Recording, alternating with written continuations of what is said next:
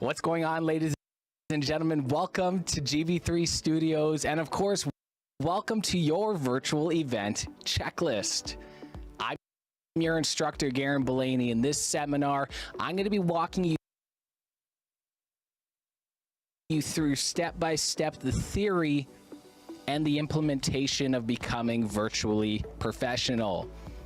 I've been in sales for over a decade, and over 2 years ago, I had to reconstruct the way I conducted business on a day-to-day basis. I've always taken pride in my professionalism and providing my clients and my consumers with an experience that I knew they were not getting from my competitors. And this is where intro to video and intro to virtual professionalism happened. 2 years later, I put myself in a position where I sold 130% over budget in a pandemic year. And I've been teaching corporations and individuals how they can implement this same proven strategy on their day-to-day basis when implementing video for cold calling outreach, account management, customer service, live streaming, video outreach. There is so many possibilities and capabilities for yourself in the virtual world. However, many are unable to succeed and break through this market because they don't look professional. They look like they just opened up their laptop and started making cold calling. And the reason why many don't like the virtual world and virtual events is because the experience. What's up, Christine? I see you, baby. Thank you for joining in. Whoa, voice crack. This seminar, I'm going to be telling you and teaching you how we can synchronize face-to-face communication as close as possible, as if we were in the exact same room.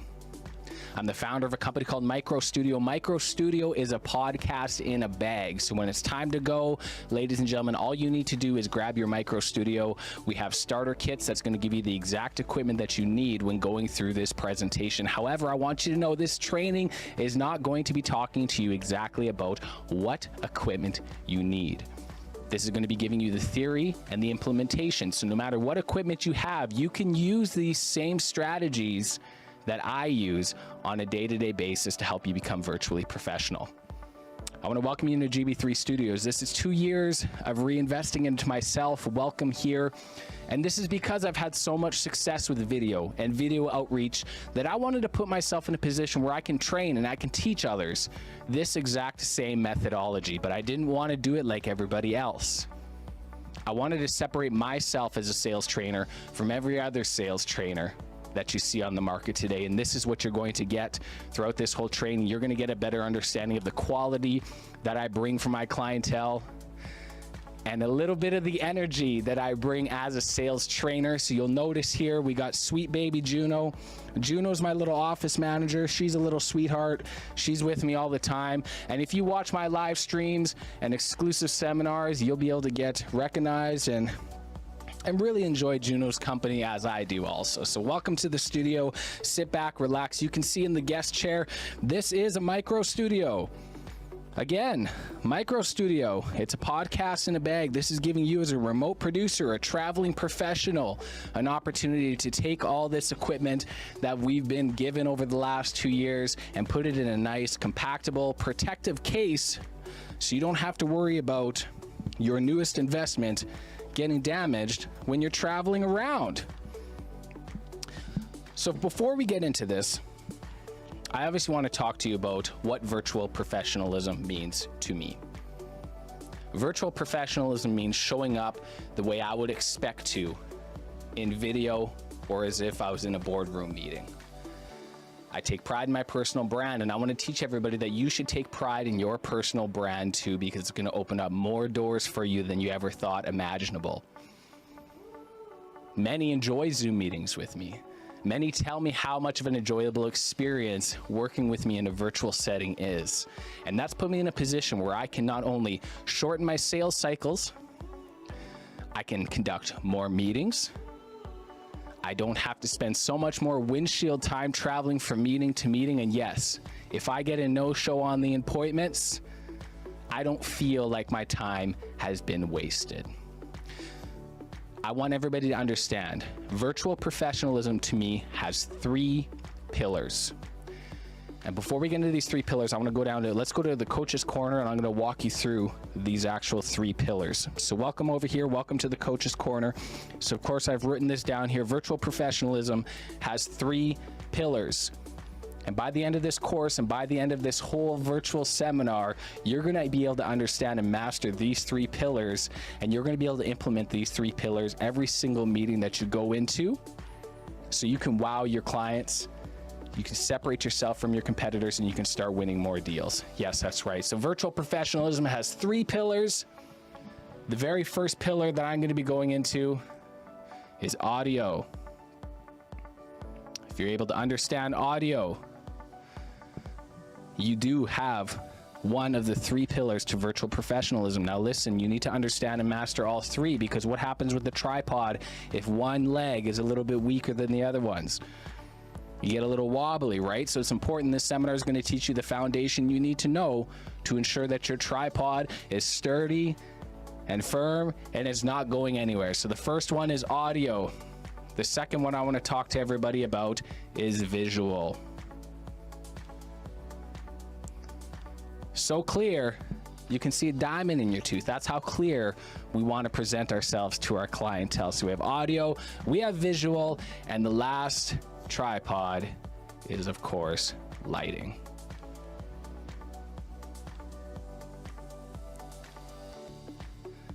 There we have it, the 3 pillars. We got audio, visual, and lighting, and this is exactly what this seminar is going to teach you, all about that, and we're going to get into it. But listen, ladies and gentlemen, let's switch you back over here.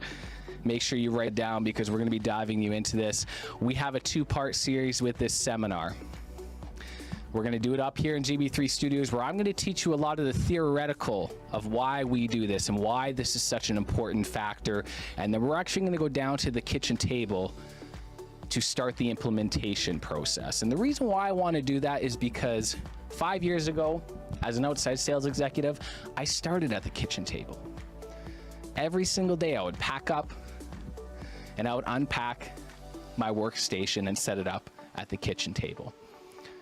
And because of that commitment and that dedication, that gave me an opportunity where I can invest in a home studio, where I can conduct these trainings on a day-to-day basis. So ladies and gentlemen, I want to welcome you to your virtual sales checklist, your virtual event checklist. I'm your instructor, Garen Bellany. And of course, what we're going to be doing in this virtual event checklist is you've been given a PDF of your virtual event checklist. And if you do enjoy this seminar, and by the end of this seminar, if you would like a hard copy of your virtual event checklist, feel free to send an email to info@GarenBellany.com, and I will be sure to have my team send you this exact same virtual event checklist. We will print it off for you as a hard copy. It'll be laminated, and of course, it's going to come in a beautiful case for you to ensure you can take this on the go. And you can put this also in your MicroStudio. So this is how we do it, ladies and gentlemen. What is the virtual event checklist, you ask? Well, that's a really, really good question. We'll get into it. So this whole seminar is going to be talking you through 10 steps. These 10 steps, and not in any particular order: physical appearance. Many don't like going on video because they don't feel confident with how they look, and that's okay. And we're going to teach you some methodologies and some strategies that you can start to implement, so you can highlight features you're comfortable with, low light features you maybe not be so comfortable with. So when you go into your virtual meetings, you know how you look and you can focus on the client, and you don't have to keep staring at yourself anymore, right? So we're going to go through physical appearance, of course, confirming the internet connection. When you work in the virtual world, this is extremely important to understand, and what things to look for when you're preparing for your meeting on the internet connection. And of course, confirming your power and battery. You can only go so far if you don't have enough power and battery. So confirming that before you go into the meetings. And of course, we're going to be talking to you about camera settings with your intro starter kit. of your MicroStudio kit, there are going to be simple factors as far as settings that you can go into. However, if you are wanting to invest in the more advanced MicroStudio setups, there will be digital courses and trainings provided for you to ensure that your camera settings are right. You can also have our team at MicroStudio pre-configure these settings for you, so when it arrives at your house, your camera is all ready to go. So confirming camera settings, audio settings, right? Virtual professionalism. We got audio, we got visual, of course. Then we're going to be going into lighting, confirming lighting, how to implement lighting on a day-to-day basis in any situation. If you have natural light, if you have artificial light. More light does not mean a better picture, but we'll get into that. And of course, we're going to talk to you about your background settings, what you need to look for when setting up the background if you're not in a position where you can have a green screen like you're seeing behind me today. And of course, after we confirm that, confirming your platform. There's so many event platforms that we can dive into, and it's your duty as a virtual professional to understand these platforms, how to use them effectively so your clients and your audience are having an enjoyable experience. After we understand your platform, background noise. Working from home is hard. Listening to background noise in a virtual meeting is harder. We're going to talk to you about things that you need to talk about to your audience and clients if you are going to experience any sort of background noise, and some strategies of what we can implement to avoid these embarrassing moments of the background noise. And of course, your event planner. No matter if you're going to a virtual meeting, a live seminar, a live stream, you will be provided with an event planner. And of course, when you have your virtual event checklist, you will be provided with your event show notes, so you can take notes and make sure that when you go into your meetings, you have all of your notes ready, everything good to go. So when you're running your show, it's just a matter of having a couple quick reminders. And then of course, you can go into that later on. I'm very, very excited for this, and this is your virtual event checklist. Now, before we dive into this in GB3 Studios, I'm going to send you down to the kitchen. We're going to talk to you a little bit more about MicroStudio, how we're going to assemble things, and then what we're going to do is after that, we're going to get you come back up, and then we're going to dive into confirming your power and battery. Ladies and gentlemen, I'm excited. Welcome to your virtual event checklist. I'm your instructor, Garen Belaney. Let's get into it. I'm going to get ready. We'll send you downstairs, and we'll see you in a little bit here. Talk to you soon. What's going on, everybody? Welcome back. Welcome down to the kitchen table. I imagine Garen up in GB3 Studios sent you down here. Okay, not a problem. I was expecting that, as I understand when you're learning up in the studio, it can be a little bit hard to relate, as not many have an opportunity to be in that situation. So all of the courses, when you work with us, is of course we're going to be talking about the theory of why we should be doing all this, and then of course we're going to send you down here and we're going to be discussing the actual implementation of your virtual event checklist. The reason why I want to bring you down here is because it's more relatable to my clients. This is exactly where I started my virtual professional journey, right here. This exact same kitchen table. However, what you're looking at right now is my MicroStudio. My MicroStudio is a podcast in a bag, and I don't want to dive into that right now, simply because this workshop is not talking to you in depth about the equipment that I use when I'm going into virtual meetings, or any virtual event for that matter. This workshop is going to be talking to you about exactly the step-by-step process I go through as far as putting myself in the best possible position to be successful. 2 years ago, I created the virtual sales checklist. This is a checklist that I go through every single meeting to ensure that I'm putting myself in that position to be successful. I understand that could limit any sort of issues that come when using technology, as I can understand when you start implementing all this technology, how it can be intimidating. However, I want to assure you by the end of this course, you're going to have a step-by-step guideline on how to troubleshoot, what exactly to look for, and what you can do on a step-by-step process. So when you go into your virtual meeting, the technology is the last thing that you're concerned about. You're going to go into the meeting understanding who your audience is, what the purpose of this meeting or this event is going to be, and then you can put yourself in a position where you're demonstrating your best of your ability and showing up your best version of yourself in the virtual world. So before we get into MicroStudio and before we get into this checklist, you couldn't have come at a better time. In about an hour, I have an extremely important meeting with some shareholders talking about an investment opportunity with MicroStudio. So regardless, if you're a small client, a new client, a potential client, an existing client, every single time I go into a meeting, I'm going through this checklist to ensure that I'm providing you with the best possible experience when working with me in a virtual world. And of course, at this end of this workshop, you're going to be able to provide those clients and your clients with that exact same experience. So before we dive into MicroStudio, I want to go back to where it really started. And it didn't start with a MicroStudio, I assure you. It started with a $10 ring lamp and a $50 web camera, and it grew from there. So before we dive into this, I want to take you down to the island. I want to show you exactly what I started with and what I saw in this technology to give me the motivation to constantly reinvest back into myself to ensure that I'm staying ahead of the curve. And again, separating myself from my competitors. So before we dive into the virtual sales checklist for my end, your end, the virtual event checklist, let's head on over here. I'm going to show you the basics of what I started with so you can really appreciate where I am right now. So let's go take a quick look.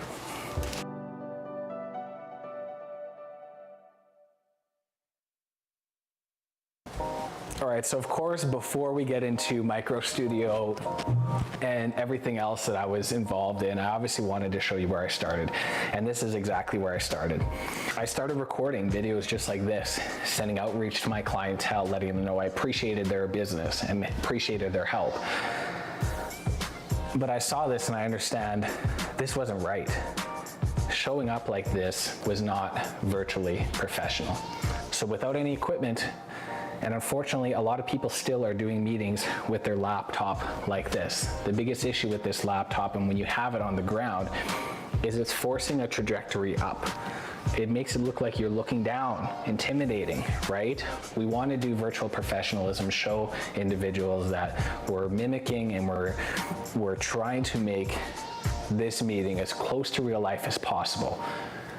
One thing you can do without having to buy any equipment that's going to drastically increase your virtual professionalism right away is grab yourself a box.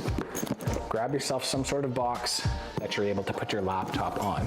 Putting your laptop onto a box immediately right away is going to give you a proper level, a proper way to be able to show your clientele that you care and you're trying without any equipment.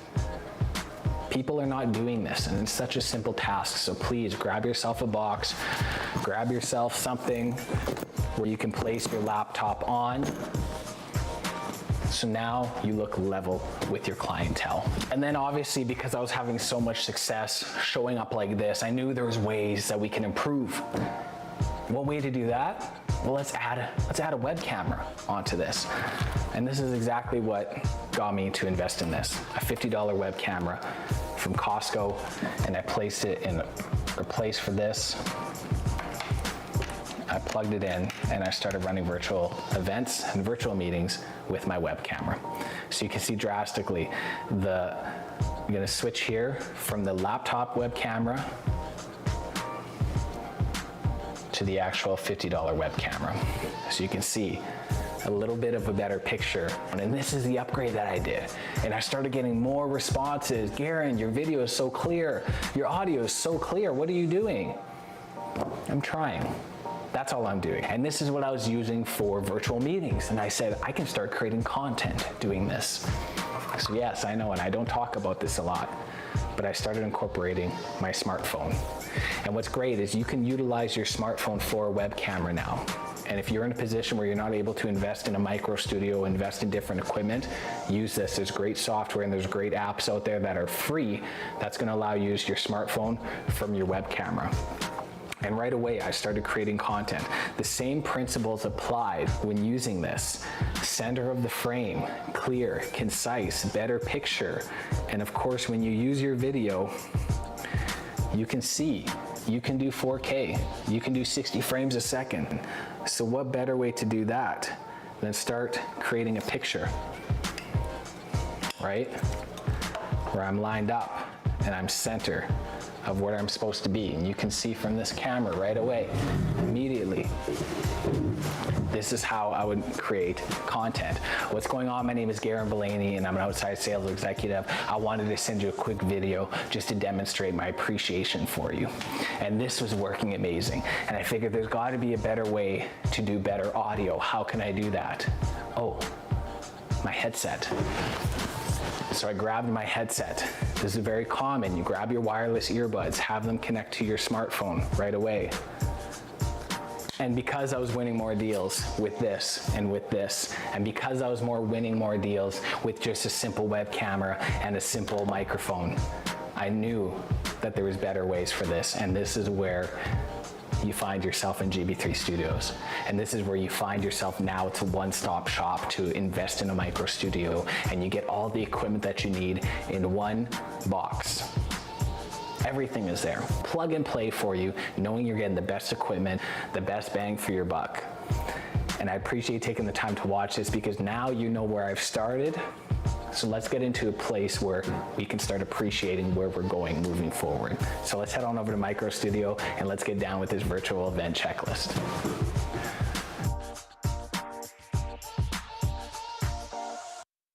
All right, ladies and gentlemen, welcome back to the kitchen table. We're gonna be going through the step-by-step process of your virtual event checklist. I appreciate you taking the time to go watch myself at the island because it really gives some perspective on the importance of showing up virtually professional and the importance of wanting to provide your clients with an experience when it comes to the technology. Again, we're talking about theory and implementation.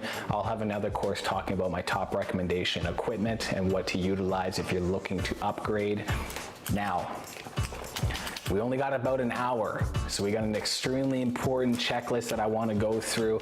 And when I'm dealing with high-level executives, I'm scheduling myself at least minimum 20 minutes before every single meeting to go through this checklist. Of course, as you start to go through the checklist and get more comfortable with it, you'll be able to shave that time off excessively. However, when you're just starting out, give yourself enough time so you're not feeling panicked and rushed going into these meetings.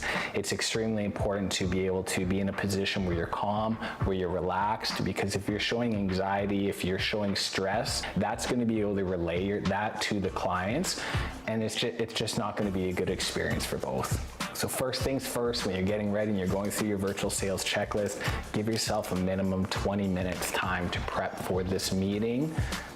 So you're going in there calm, cool, and collective. One thing I need to note with your virtual event checklist, you'll notice this is not numbered this is not numbered, right? There's a reason why I didn't number this, and Tim S. Grover actually talks about this in both of his books.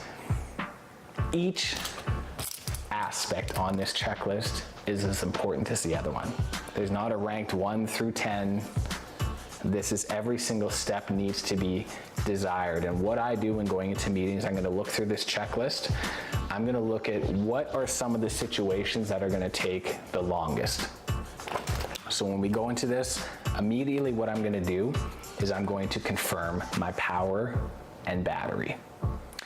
The reason why I want to confirm my power and battery immediately is because when you have lights, when you have your laptop, when you have technology, you're only as good as the technology when it works. The last thing you want to have happen to you is when you're in a virtual meeting, you have something, one of your lights goes out, even worse, your laptop dies.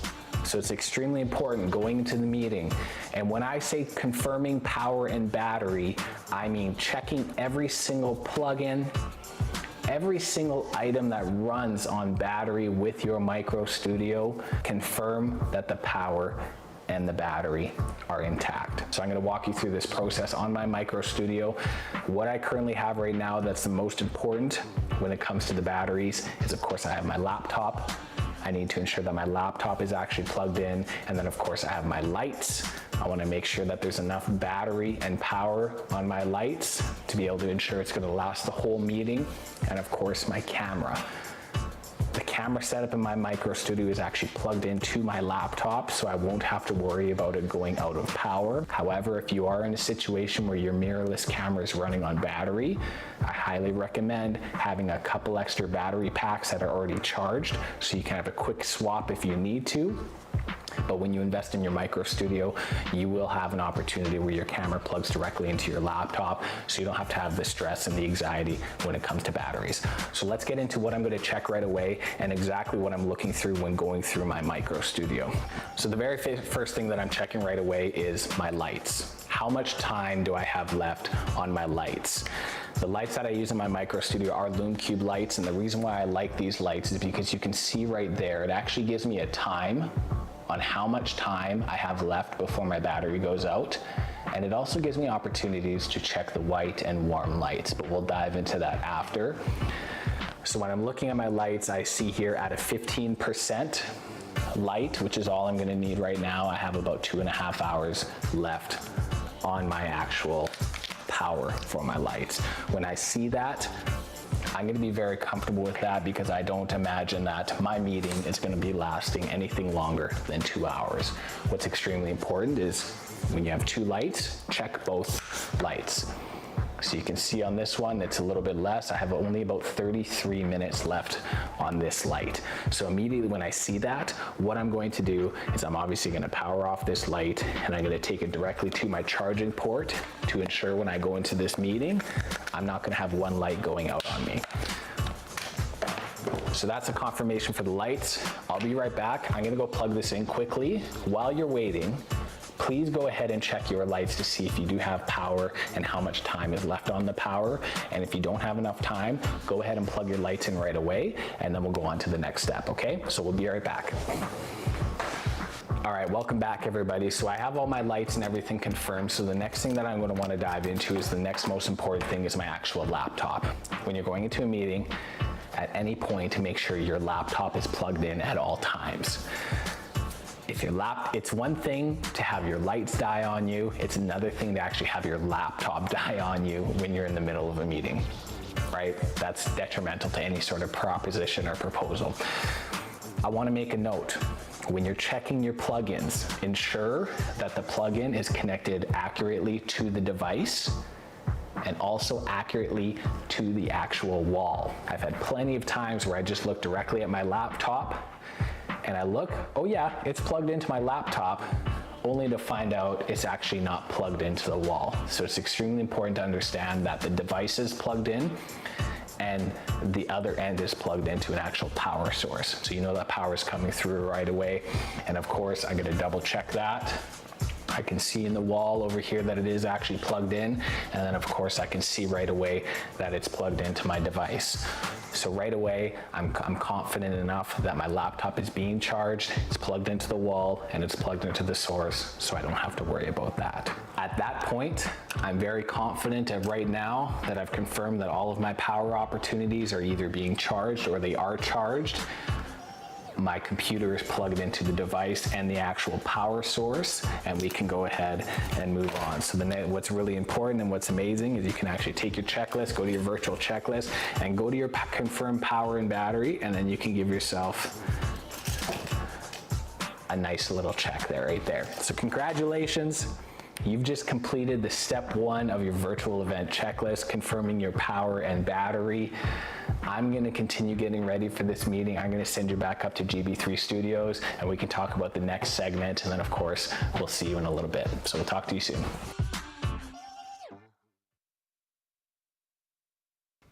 All right, ladies and gentlemen, welcome back. Welcome up to GB3 Studios. And I appreciate you taking the time to watch where I started 2 years ago. And I wanted to bring that into the seminar because I want everybody to understand that when you're just starting out and you're just starting to getting the hanging of virtual professionalism and video marketing outreach, you don't have to buy all the expensive equipment at the start. I would highly recommend it because it's going to pay you dividends in the long run, but I want you to understand if you're watching this and you're just not in a position to be able to buy the higher caliber equipment, please don't fret, please don't be scared.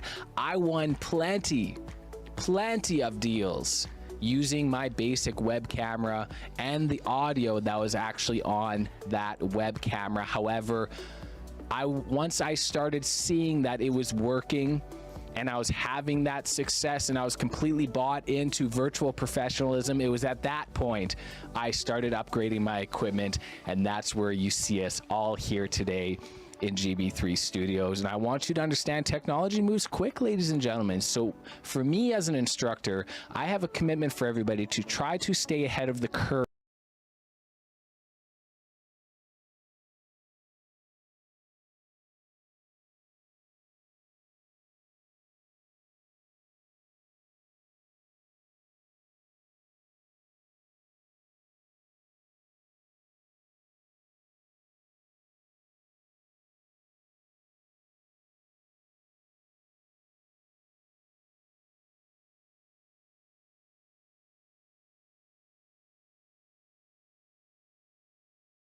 The quality that I can produce. If I knew that 2 years ago, and if I knew there was some sort of magical place I could go to have a one click to get all of this equipment at my door, I would have done that because it would have saved me significantly more money. However, that's why I've created MicroStudio for you. So we're going to send you back down, but we're going to be talking about the very first check on your virtual event checklist. And I know what you see right now is the very first one. It's going to say physical appearance, but we're not going to be talking about that today. I'm going to be talking to you first is confirming your power and battery. The reason why I do this one, ladies and gentlemen, is because this is stuff that's going to take the longest to get in order. If you're low on battery, it's going to take some time for you to have to charge that equipment. So you want to check this stuff at the very beginning of your virtual event checklist. So if you find a light that's low on battery, if you find your laptop is low on battery, you're going to give yourself enough opportunity and enough time where you can charge all of this equipment so you don't find yourself scrambling 2 minutes before the meeting or the event, only to find out that one of your lights or both of your lights or all three of your lights are on low power. These are the things that you need to have set in place before you go into the meeting, so you don't have all of a sudden a light going out mid-meeting for you. So confirming your power and battery, the major important thing that I want everybody to understand when actually looking into this, when confirming your power and battery,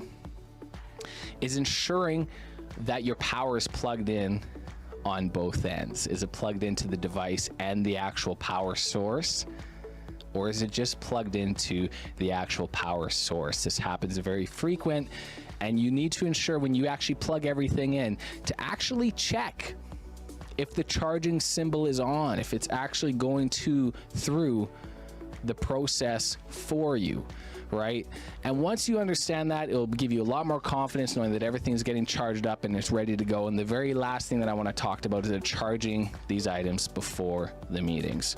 Especially when you're about to travel and you're about to pack up your MicroStudio, ensure all of your lights are already charged at 100%. Ensure that your laptop is charged at 100%. So if you're in the airport or if you have to make a prompt meeting where you might not be in a position to actually plug all of these in, you'll find yourself in a situation where all of your products and your items are actually charged up and ready to go. And a great example of what I have right now is I have one of my main lights actually being charged right now. And the reason why I did this is just for a demonstration, because before we got into this, I found out that this was quite low on battery, so I needed to charge it ahead of time. And what you're going to see here, this is actually Elgato, one of Elgato's newest key lights. This actually comes in your MicroStudio starter kit, and this is a phenomenal light just as far as configuring and syncing up with your actual laptop and computer. You can use this from your phone, so you can actually adjust the brightness and adjust the temperature,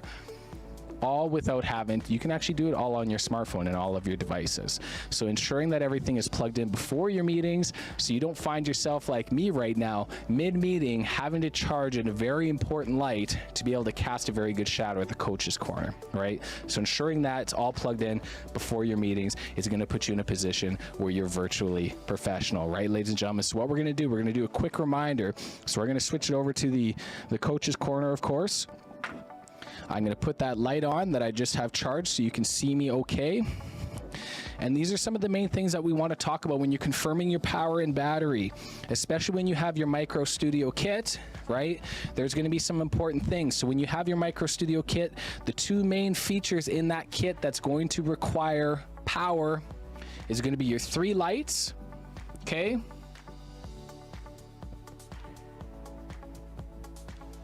And of course your laptop. Your laptop is extremely important to have that. And those are the two main features you're going to find within your MicroStudio. But if you're not using your MicroStudio right now, I have a lot of clients that actually run virtual events via their smartphone, right? So knowing your smartphone is plugged in. And if you are using your smartphone for any meetings, rather than having it charged and unplug, I would highly recommend keep it plugged in throughout the whole meeting. That's going to ensure that you're not going to have to worry about it going down, especially as notifications and everything else comes in. You're going to find that. So you have your lights, you're going to have your laptop, you're going to have your smartphone. When you have an advanced setup of your MicroStudio, when you have a mirrorless camera, your mirrorless camera has an option to where it can just run on battery. With your MicroStudio, when you invest in MicroStudio, it's going to come with a power source that plugs into your laptop, so you don't have to worry about being configured. However, you want to make sure your cameras are all plugged in, okay? Does your microphone need to be plugged in? Your audio, right? Do you see a resemblance here? There's your pillars for virtual professionalism, right? Your laptop and your smartphone, your camera. So confirming all of your power and battery before your meeting is going to give you that confidence that you need, right? So once we have that done, and only when we have that done, what we're going to be able to do, come along with me. Let's head on over here. We're going to be able to, obviously, with confidence, hit it with the big slap on it, confirming bow. Go grab yourself, confirming your power and battery. You can grab your virtual event checklist, and of course, please check that off. Ladies and gentlemen, this is a quick segment confirming your power and battery. As a recap, ensure that it's plugged into the device and the actual power source.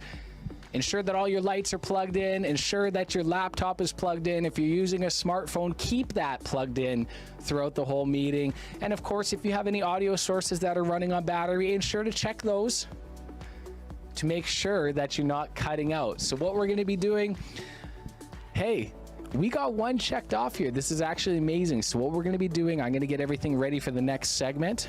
Let's send you back downstairs.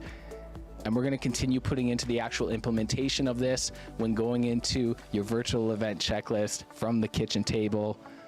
Let's get into it. Let's get down. We'll send you downstairs and we'll see you right away. Talk to you soon. All right, so welcome back, everybody. So we just went over power and battery. Everything is confirmed. We just talked about the theory of confirming our platform. Now I want to talk about the actual implementation of this. For me, this is probably the most important thing to go over, just because it might take a while. When we're talking about confirming platforms, we need to understand that updates need to be done. We need to understand how to maneuver through that platform, right? We talked about this up in the studio. We have Google Hangouts, we have Zoom, we have Microsoft Teams, we have Restream, we have OBS, we have all these different platforms. Are you a virtual professional that understands how to utilize all of these platforms? Make sure when you're sending out invitations to clients that you're sending them the platform that you're most comfortable with. But you need to be prepared, because there are some clients that might not use that platform, and it's up to you to have to cater to them. They shouldn't have to cater to you. So right away, when I'm going into this platform, I'm immediately going to be checking for the updates on my actual computer. Yes, your computer needs to be up to date, because if you're not updating your computer, you're going to run into issues where there's lagging and there's glitching and there's crashing. Keep your products, keep your laptop up to date. There's two things that I look for immediately when using my laptop. So I'm going to go to my graphics card on my laptop, and I'm going to ensure that my graphics card is up to date. Once everything on that is up to date, I'm immediately going to be going to the platform. I was on this earlier this morning and I realized that my Zoom needed to be updated. right away, I'm going to update that plenty of time before the meeting, because sometimes updates can take a very long time.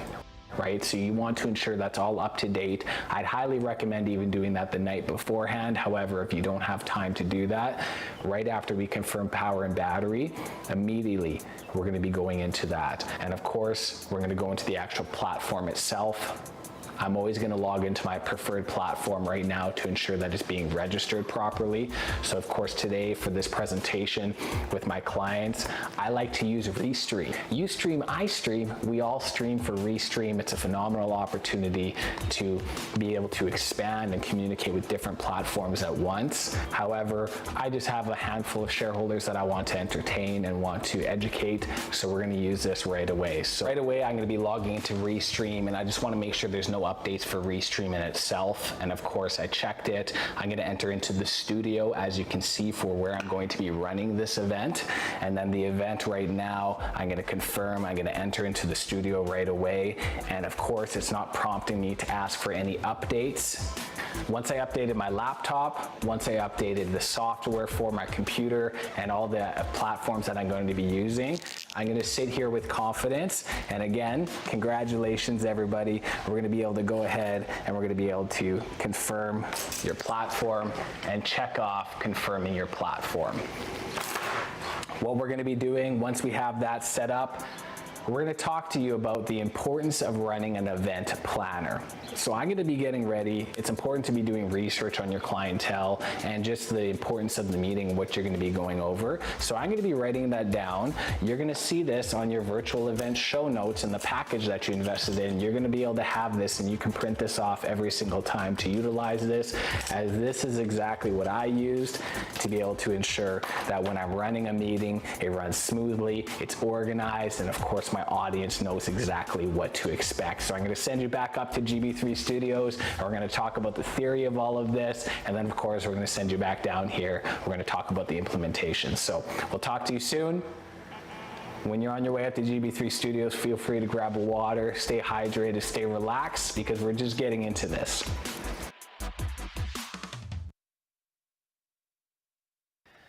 All right, ladies and gentlemen, welcome back. Confirming your power and battery, done and done. Now it's time to go into the second most important thing that I feel on this list. Again, you'll notice in the last video, they're not ranked 1 to 10 because they're all important. However, there's an importance of prioritizing all of these sections because some things take longer than the other one. Power and battery typically can take the longest as far as getting everything in order. The second thing that takes the longest is confirming your platform. This by itself can cause a handful of difficulties for a virtual professional, because as we grow and as we move forward, there is so many different platforms that different clients want to use, that different clients prefer to use, different platforms that you prefer to use, so you have confidence. However, virtual professionals can use any single platform with ease, understanding how to share screens, understanding how to send invites. Are you able to mute the whole audience? Can you mute yourself effectively? All of these different companies have all of their different platforms, and they're used ever so slightly different. Why? Because everybody wants to be different while doing the exact same things, apparently, right? So let's get into this. Obviously, we want to dive into confirming your platform. How do you confirm your platform when we're in a world of so many different platforms? So of course, what we got, let's dive into this. We got Zoom, we got Google Hangouts, we got Microsoft Teams, we have OBS, we have StreamYard, we have Restream, we have Skype, we have WebEx. All of these different video platforms require different skill sets and different knowledge. So this may take some time, but we are in a position that you should have a really good understanding of your clients and what is a preferred method of a platform that you want to use. You know, we look at these are some really, really big names, but of course Zoom is always going to stand out as a leading provider. Microsoft Teams is always going to stand out, and of course Google Hangouts is always going to be a dominant force when it comes to video messaging, as they all are incorporated with their own settings. Now we dive into this.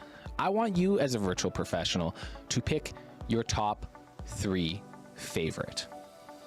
And I'll tell you why, because as a virtual professional, you need to let your clients know, hey, this is where I feel comfortable best. And because they are the viewers, they should have a general understanding. So picking your top 3 is going to give you the confidence that you need going into these meetings with knowing the proper information, but you need to understand that you have to have your client comfortable with those same platforms. If they're not comfortable with your top 3 platforms, it might be in your best interest to pick a different top 3. So knowing the general settings, I'm not telling you have to master the ins and outs right away. I highly recommend as you grow to continue to learn all of the different settings, but you just need to know the generalized settings. Now, what are these general settings? I want to talk, these simple things: sending invites, making adjustments to the meeting times within the software.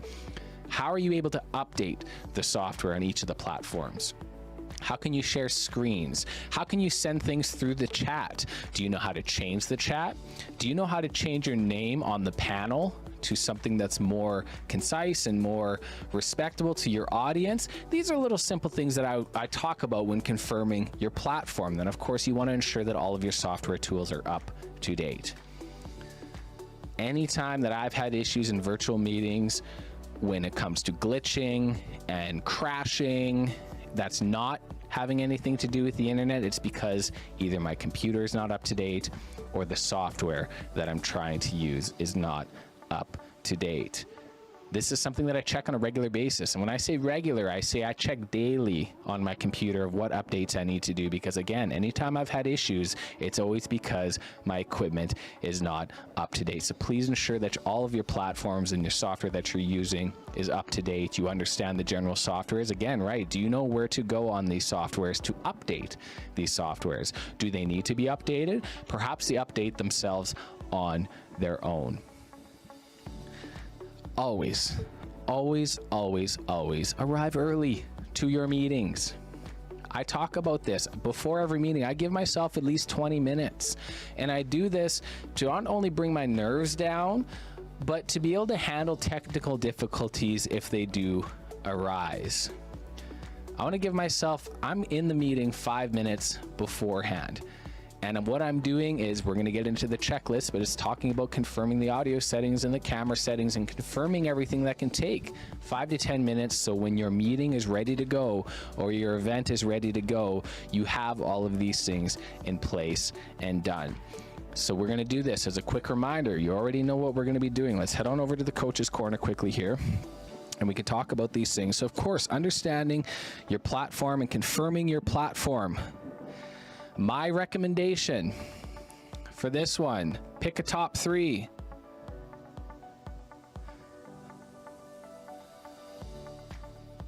Pick a top 3 of the platforms that you're most comfortable with. So when you give an option to your clientele, if your first option is not their first option and they might prefer a different option, let's hope it's in one of the 3. My top 3 as a live streamer and as a virtual professional, it's not Zoom and it's not Microsoft Teams. My top 3 and my very first option I'm choosing every time is Restream.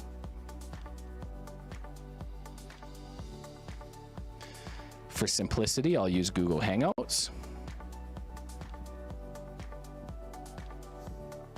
And if all those fail, that's when I'm probably, let's do this. I'm going to be going into a Zoom. However, saying that, that doesn't mean I don't know how to use Google Hangouts, right? That doesn't mean I don't know how to use Microsoft Teams. I've been in enough virtual meetings enough that these are the top 5 that your clientele, or they've got to be using. There might be a 6 of WebEx. However, WebEx is not a top priority for a lot of clienteles, and I can tell you that with confidence. So obviously, pick your top 3 platforms. Ensure that all of these are up to date.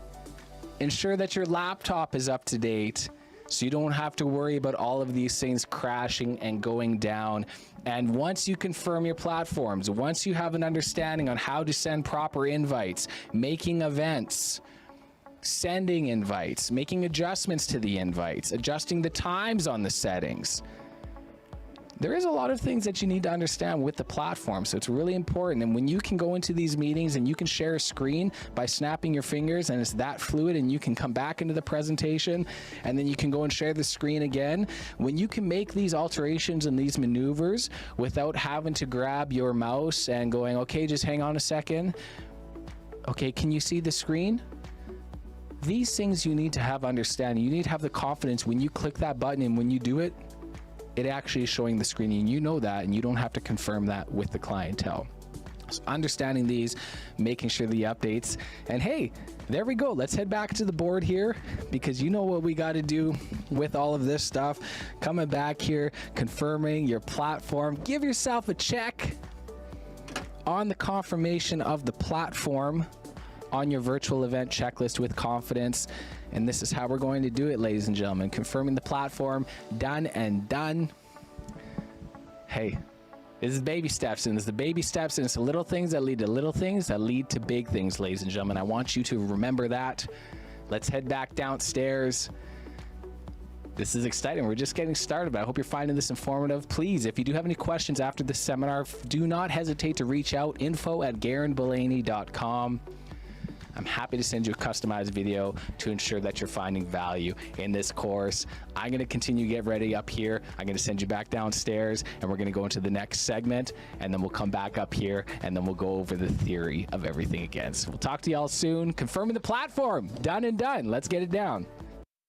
All right, welcome back, everybody. I hope you'll be able to find the theory of an event planner informative.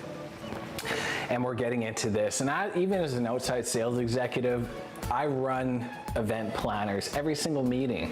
This just gives me an opportunity to do research on my audience, what their history is all about, maybe some trouble areas that I'm able to provide them a solution with. And then of course, as you can see, I am the producer of a show called the LinkedIn Wish List. I hosted and produced that show, and every single time I did my wish list, I ran this event planner, and this just gave me an opportunity to keep my show structured, because when you have a half hour and you have a 1 hour and you have clients and audiences that are going to sacrifice and take that time to join you, it's important to be able to stay organized and ensure you're just not bantering and going off on nothing. You want your audience to leave with something valuable, some information. So you can see right here with my LinkedIn wish list, constantly going over notes. And then even after meetings, I'm using the episode notes section in your virtual event show notes to be able to actually write down, hey, maybe where were some trouble areas in the meeting? Where did some things go wrong? What were some things that were right about the meeting?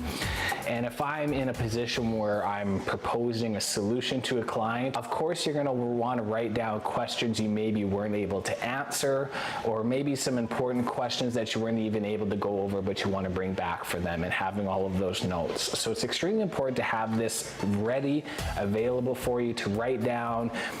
And I want you, when you're in a meeting and you're writing notes down, you need to let your audience and your client know, hey, I may be looking down, but I just want you to know I have my show notes here. I have my notepad. I'm just taking down some notes just so I don't forget it. I assure you that I'm still listening to you. This is extremely important when you're talking about virtual professionalism, because when you're in a virtual world and you're watching someone, and if they're looking down, it might come across as if, hey, you're on your phone, or you're not paying attention, you're not being attentive, which can come across as almost being arrogant. Not arrogant, but just showing respect. So letting your clients and your audience know, hey, I know it may not look like I'm paying attention, but I'm just writing down some notes so I don't forget it, is gonna put you in a position where you're gonna get that respect, you're gonna get that opportunity where the client's gonna understand that you are paying attention to them, and you don't have to worry about that. So of course, extremely important to go over your show notes, your event list, every single time, every single meeting, keep doing it. And of course, you can print this off. If you do want me to print some of these off and send them to your house as a hard copy, just feel free to reach out to me. I'll be happy to do that for you. And there you have it, ladies and gentlemen. We can go Another thing, another check. We can check it off with pride. We got that confirm your meeting plan done. The event plan is completed, it's checked off. Let's go back upstairs. We're gonna talk about the importance of internet connection, what to look for when you're actually going into internet connections, and then we'll come down here and of course we'll put it into the implementation. So stick around, we'll be right back. Go have some fun up at GB3 Studios and I'll be waiting for you when you come back down. All right, what's going on, ladies and gentlemen? Welcome back. I hope you're able to grab a water coming back up here because, hey, we want you to stay hydrated. We don't want you to be getting thirsty during this virtual seminar.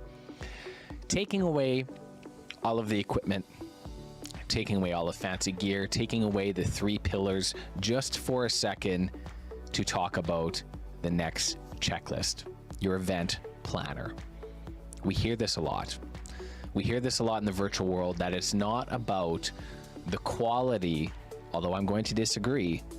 It's not about the quality, it's about the message that you bring.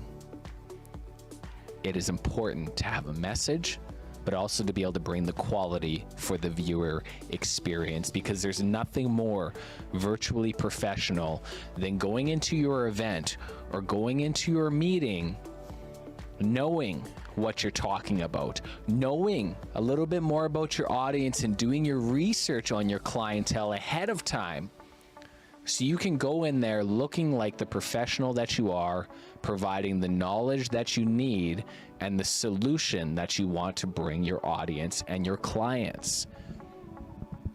Doing research before meetings is going to take some time. It's going to take some effort. However, when you're in that meeting and you're starting to get a positive response from your audience because you know what you're talking about and you've done your research and you're not just pulling stuff out of your hat to try to make conversations, that is virtually professional. That's going to get you the respect from your audience and your clients that you need without having to worry about all of the technology. However, once you have that done, it is imperative that you provide your audience with that enjoyable experience. And that's what you're going to be able to do when you invest into MicroStudio. But first, we need to get down with the actual event planner.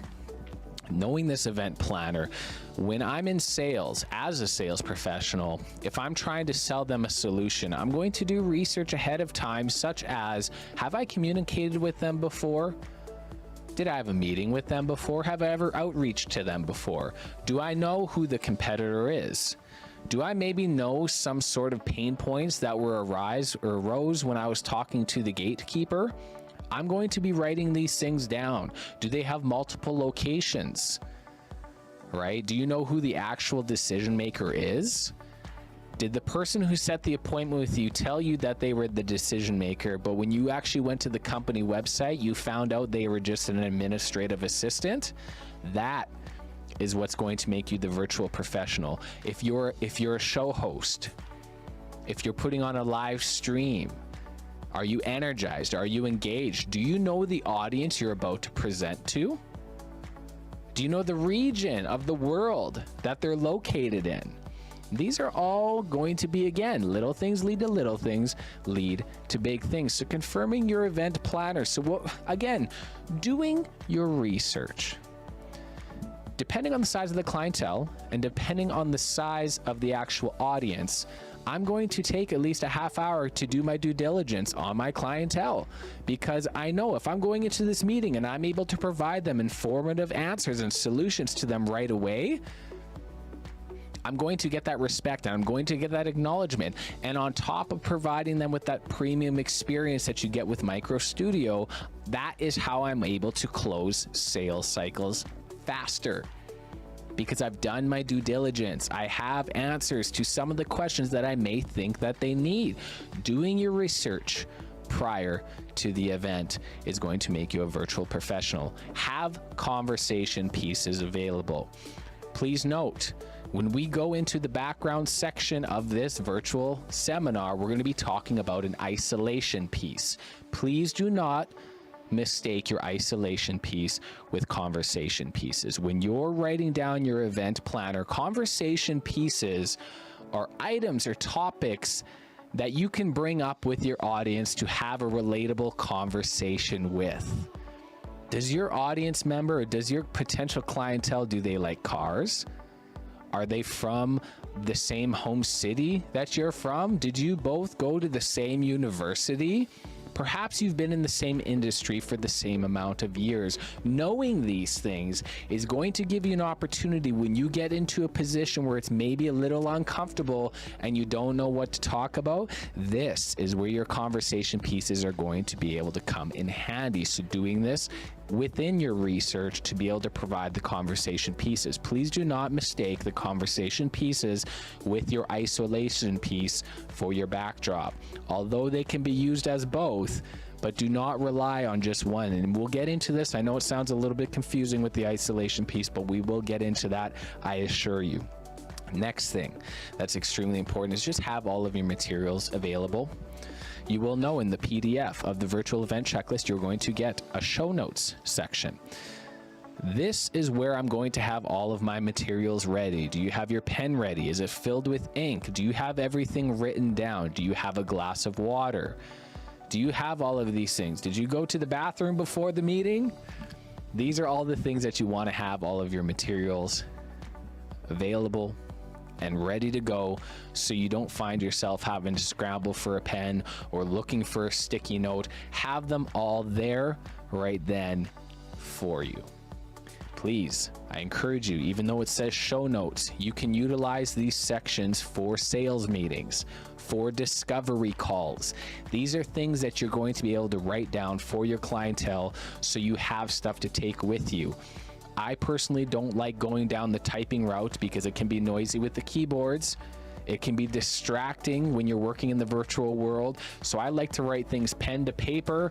And then when I want to upload that into the actual software, the CRM, I just simply take a picture of the notes, upload it to my CRM, or if I'm feeling ambitious, I'll type it out, or I'll have one of our team members at MicroStudio type it into the CRM for our organization. So have all of your materials ready to go. Again, please utilize your show notes, okay? You're gonna find there's multiple sections here that you're gonna have. You're gonna have your event housekeeping items. You're gonna have an event topic and segments, pre-episode notes, post-episode notes, along with special recognition. I want everybody to understand that these show notes are designed for live streamers, but you can implement this for your virtual meetings.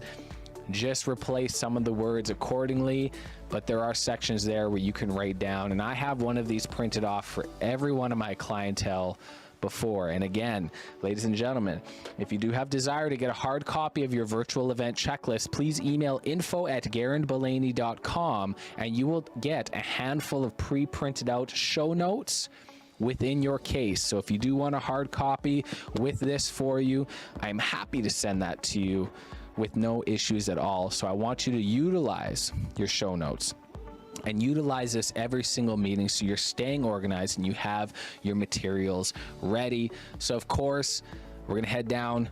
Let's do this. Let's head to the coach's corner quickly. We'll write this down because repetition is key, as this is a learning seminar. So let's get into this. We'll switch it over right away here, and then here. So when you're understanding your event planner, research on your clientele. Who is your client? We can go through the 5 W's, right? Who's the client? What does the client do? Where is the client? Who, what, when, where, why, when? When do you want to get the deal done? When do you want to have the meeting? Who, what, when, where, why, how? 1, 2, 3, 4. What am I missing? Who, what, when, where? Of course, why? Why are we having this meeting? Okay. And of course, you can get your how to get these meetings, understanding your event planner, do your research, Google, ask your clientele, ask coworkers if they maybe worked with this client before, or just understanding your audience and where in the region that they're looking for. So having your event planner done, please use your show notes. Okay. Every single time. And then have your materials ready.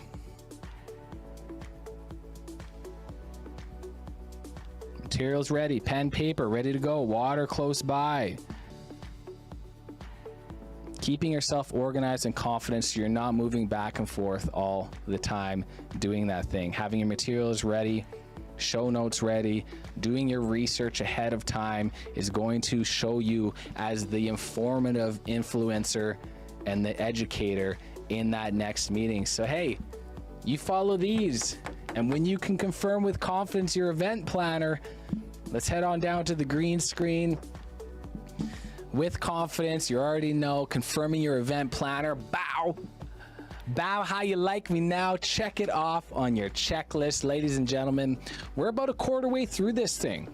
And as you start to do this more and more, it's going to be becoming more comfortable with you. It's going to go a lot quicker, and it's not going to take so much time, but it's important when you're just starting this out to go through all of these steps clearly, with intention and with purpose.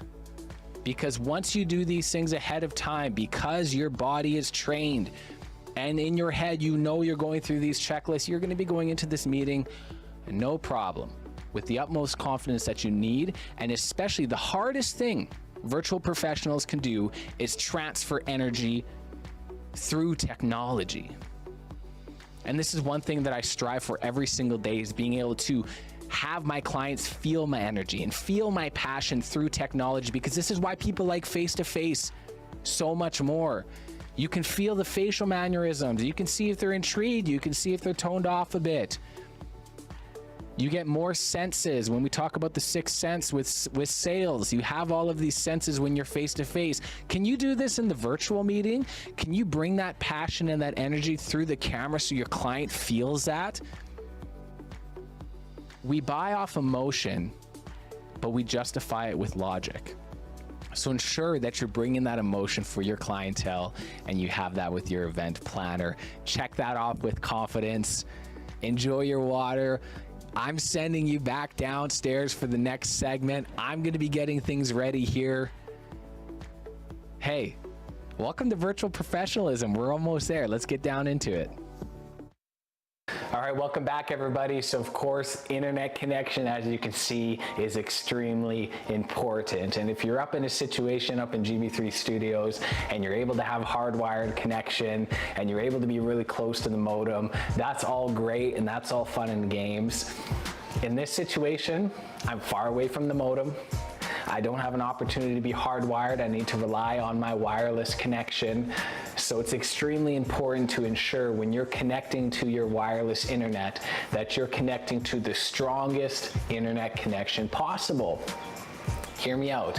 I say this because when I actually use my wireless modem, it gives me an option to use the wireless at a 2.4 or the wireless 5G.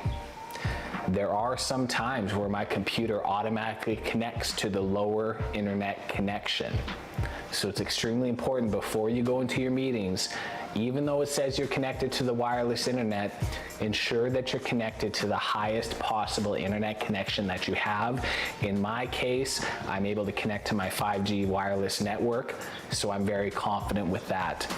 The next thing, if you are in a position where you can only be on a wireless connection, all of your devices that run on wireless, right when you go into the meeting, disconnect any other device that may be on the bandwidth of that wireless connection.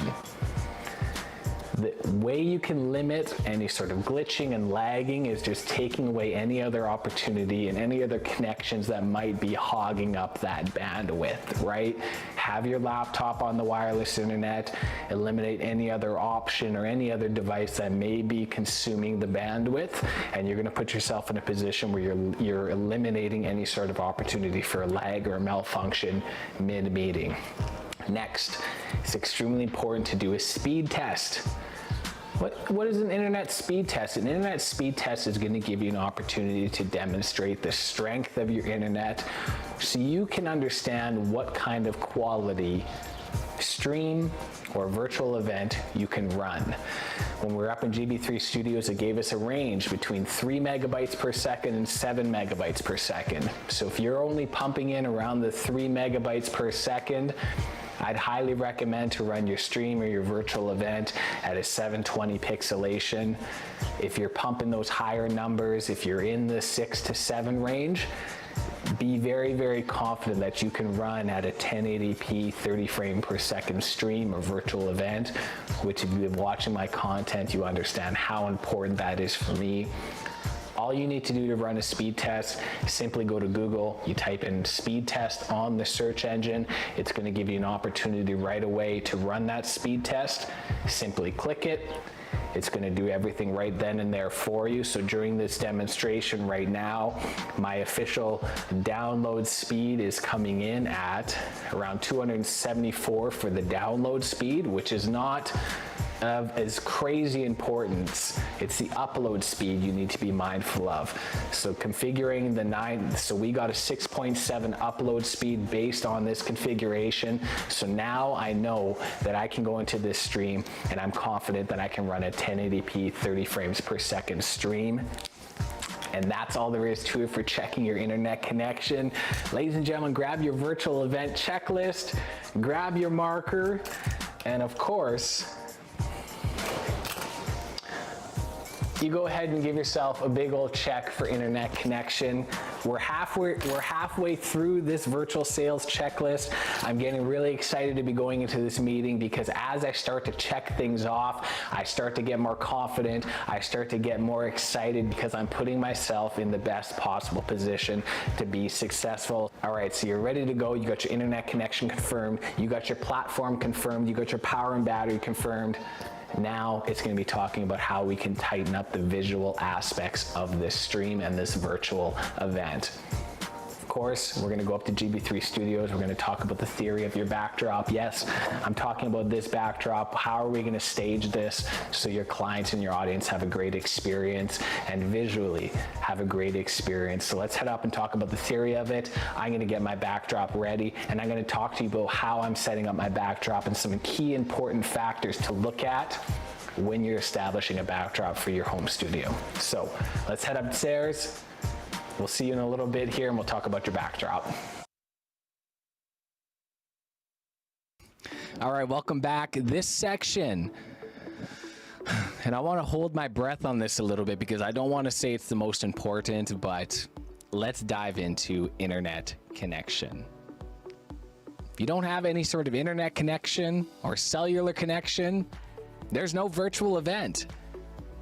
So pretty imperative to put some emphasis in this to understand some of the terminology and understand why this is important and what we need to look for to understand what type of output of an event or a live stream that we can do. The first terminology I want to talk to you about is pixelation. Pixelation is how clear the video can be during an event. Very typical and very standard for streaming platforms. Zoom, Microsoft Teams, WebEx, Hangout are typically outputting 720 pixelations. What you're watching right now is 1080p pixelations.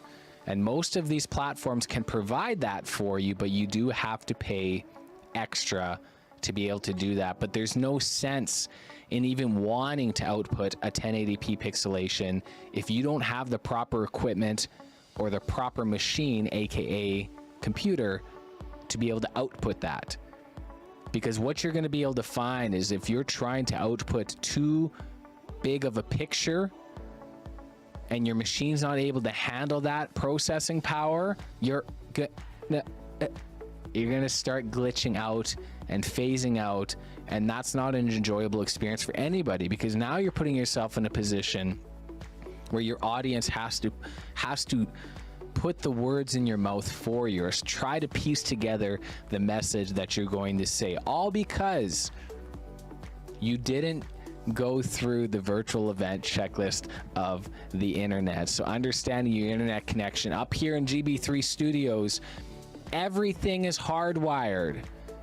No matter what, whether it's your camera, it's your audio, it's your internet, it's your lighting, everything in this studio is hardwired. I always try to stay away from wireless connection or wireless anything when going into my virtual events, because wireless just brings a whole new dynamic and a whole new opportunity for mistakes and errors to happen. So having hardwired connection, everything is going to give you a position where you're comfortable and you're not relying on a Bluetooth connection. One of my clients would always use their AirPods, and I used to use my AirPods. We saw this at the very beginning of the seminar. Going into a big meeting, went through the checklist, the headphones were working. Went into the meeting, 5 minutes later, the headphones were not working. The Bluetooth connection wasn't working for whatever reason. So now you're in an awkward situation where you're having to backpedal and having to troubleshoot during the meeting when you're wasting your audience's time. So try to keep everything hardwired. Keep your internet connection to your computer hardwired at most points. Listen, when we send you downstairs, we're going to talk about, because downstairs I was not in a position to be able to have hardwired connection. I had to rely on wireless connection. And that's not a bad thing.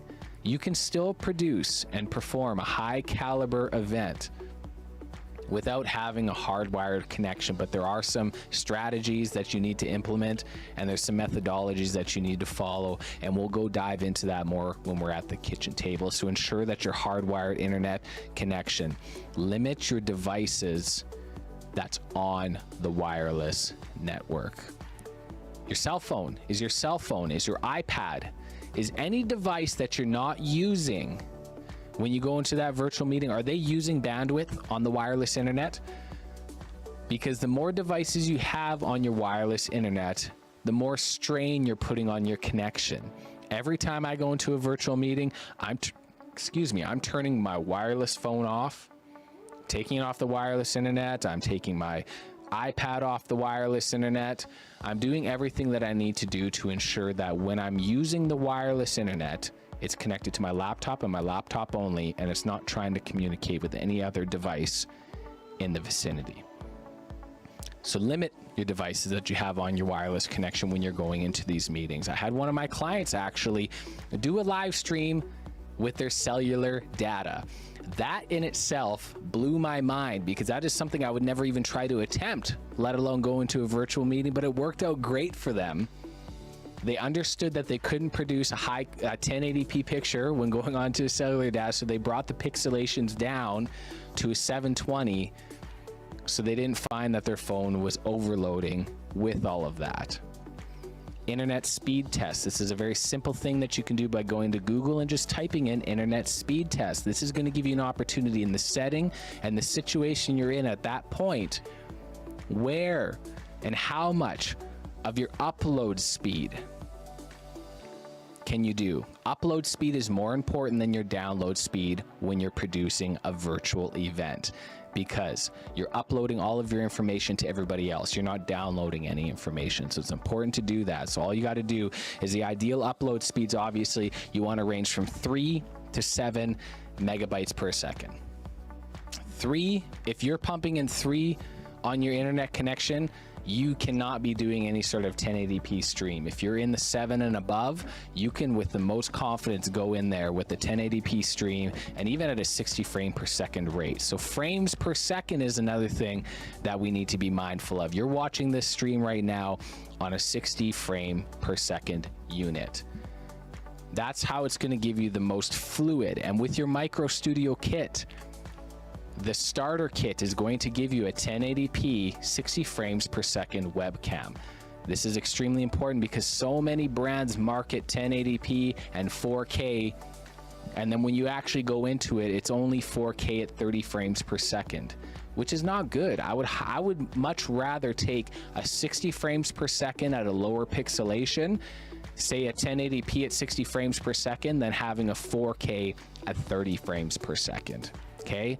Frames per second gives you that fluidity, that smoothness that it's able to pick up, because it's picking up double the amount of pixelation or pictures per second than the 30 frames per second. So going into that, conducting your download speed 3.2, 7.4, extremely important. Please be mindful of that and do that every single time. So of course, we'll do another quick recap. Let's head on over to the coach's corner quickly here. Head on over here. So of course, when you're confirming your internet connection at all purposes of time, if you're able to, please have it hardwired. Hardwired connection.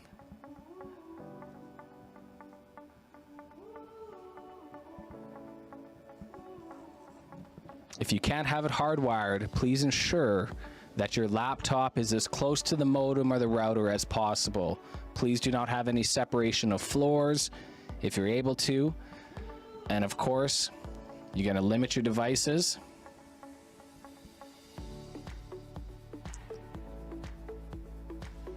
Okay, so if your iPad's just sitting there and it's consuming wireless, but you don't need it at that point, turn the wireless off on your iPad, for example, okay? On your smartphones and everything like that too.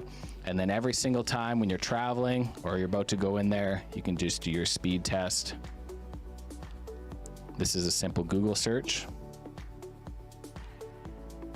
Then you search speed test, and it gives you an output of 3 to 7. 7 is going to give you that 1080p that you can be comfortable with. If you're closer to a 3, maybe bump that down to 720. And I want you to understand 720 pixelations is not it's not bad. You're still going to have an okay picture and it's going to look good. However, when you're up in GB3 Studios, when you're investing in MicroStudio, MicroStudio is not a budget bag. You have a starter kit, and the starter kit is going to give you the minimum requirements that I feel, based on the technology over the last 2 years, that's going to give you the longevity that you need without having to upgrade in 2 or 3 years.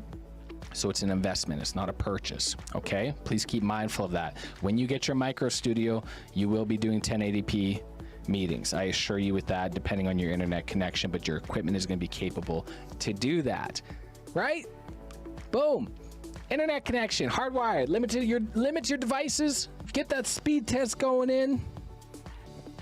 And at that point, you know what we can do. Let's go do it. We already got to hit it with it.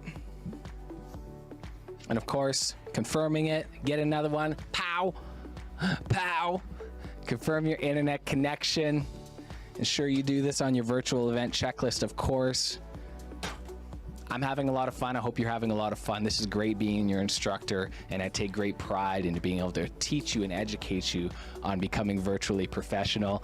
And we're getting there. We got the internet connection. Let's head back downstairs. Let's go over the actual practicality of the internet connection and what you need to do when you're using your MicroStudio, when going into your virtual events, to be mindful of.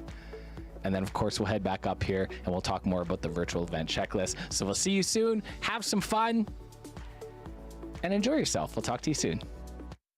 All right, welcome back, ladies and gentlemen. So this is the fun part. This is the opportunity where we're able to utilize the backdrop. We're able to have something where you can have some fun with this. Yes, there are some general guidelines that I'm going to want to talk to you about. However, I want you to use your creativity when it comes to this kind of stuff, because your backdrop is your opportunity to let your audience and your clients know who you are as a person, what you like, what are some of your passions, what are some hobbies, in order to be able to find somewhere where they can relate with you with.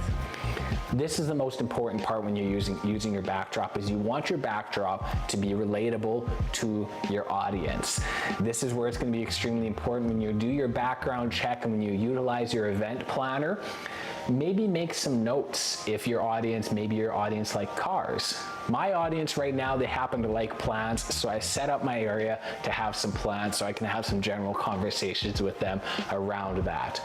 When we're up in GB3 Studios, I have my basketball as my isolation piece. So when I sit down with my clients, I actually have my basketball in my backdrop, and every single time I'm always going to get questions about who signed the basketball, what's the basketball all about, and I have that there because it's something that I can talk a lot about, something that I'm extremely passionate about. So I want you to be mindful when you are setting up your backdrop that it's tasteful, no matter what region you're in, right? No political stance. Do not have your sales numbers up there. Do not have anything that may be cause of concern. You can see here in this section, let's move over to the Restream section. So hey, this is all being recorded on Restream right now. Ustream, iStream, we all stream for Restream. So of course right now you can see my backdrop. I have my plants put in place. I have a little welcome sign to let you know, hey, I'm your instructor, to let you know what's going on. So I think that is really good. However,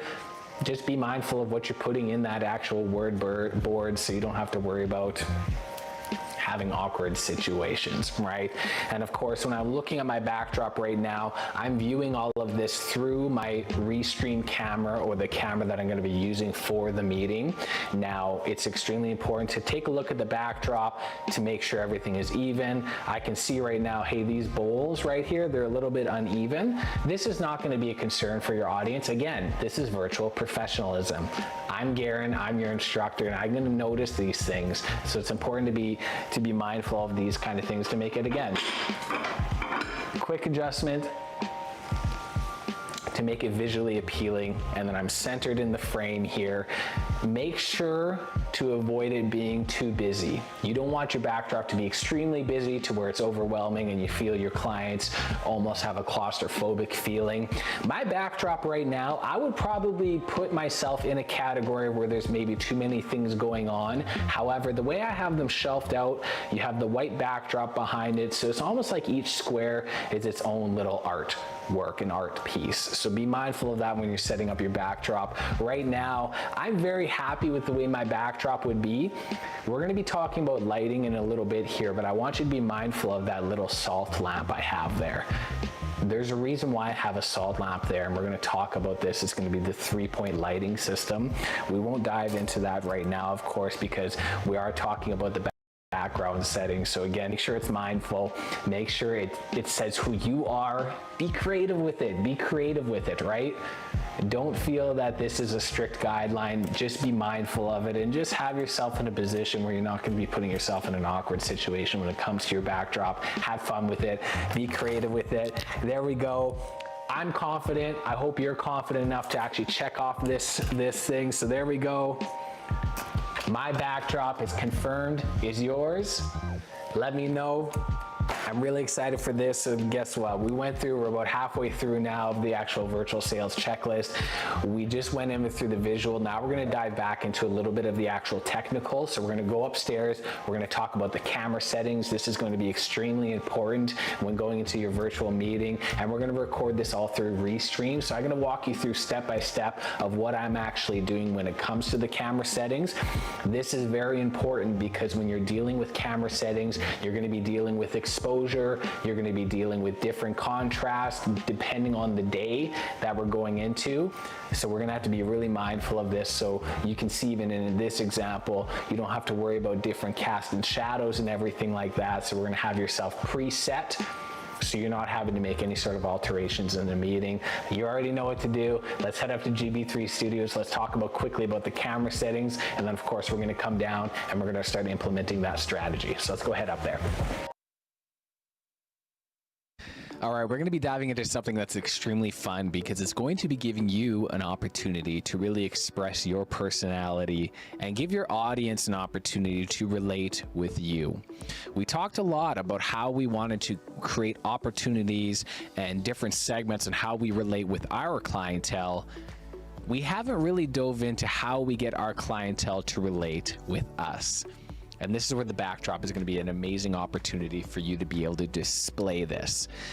And I don't want to put too many guidelines on the backdrop because I think this is a great way for you to be creative with it. For example, my backdrop for countless times over the last 2 years was my basketball, and it still is to this day. This is the isolation piece that I was talking about. And we'll talk more about this when we're actually at the kitchen table, but an isolation piece is not the same as a conversation piece when we're going into the event planner. The isolation piece is one item that no matter what, something you're so passionate about, that you're so happy to talk about, and you can spark up a conversation and stories and just like that. That's what your isolation piece should be.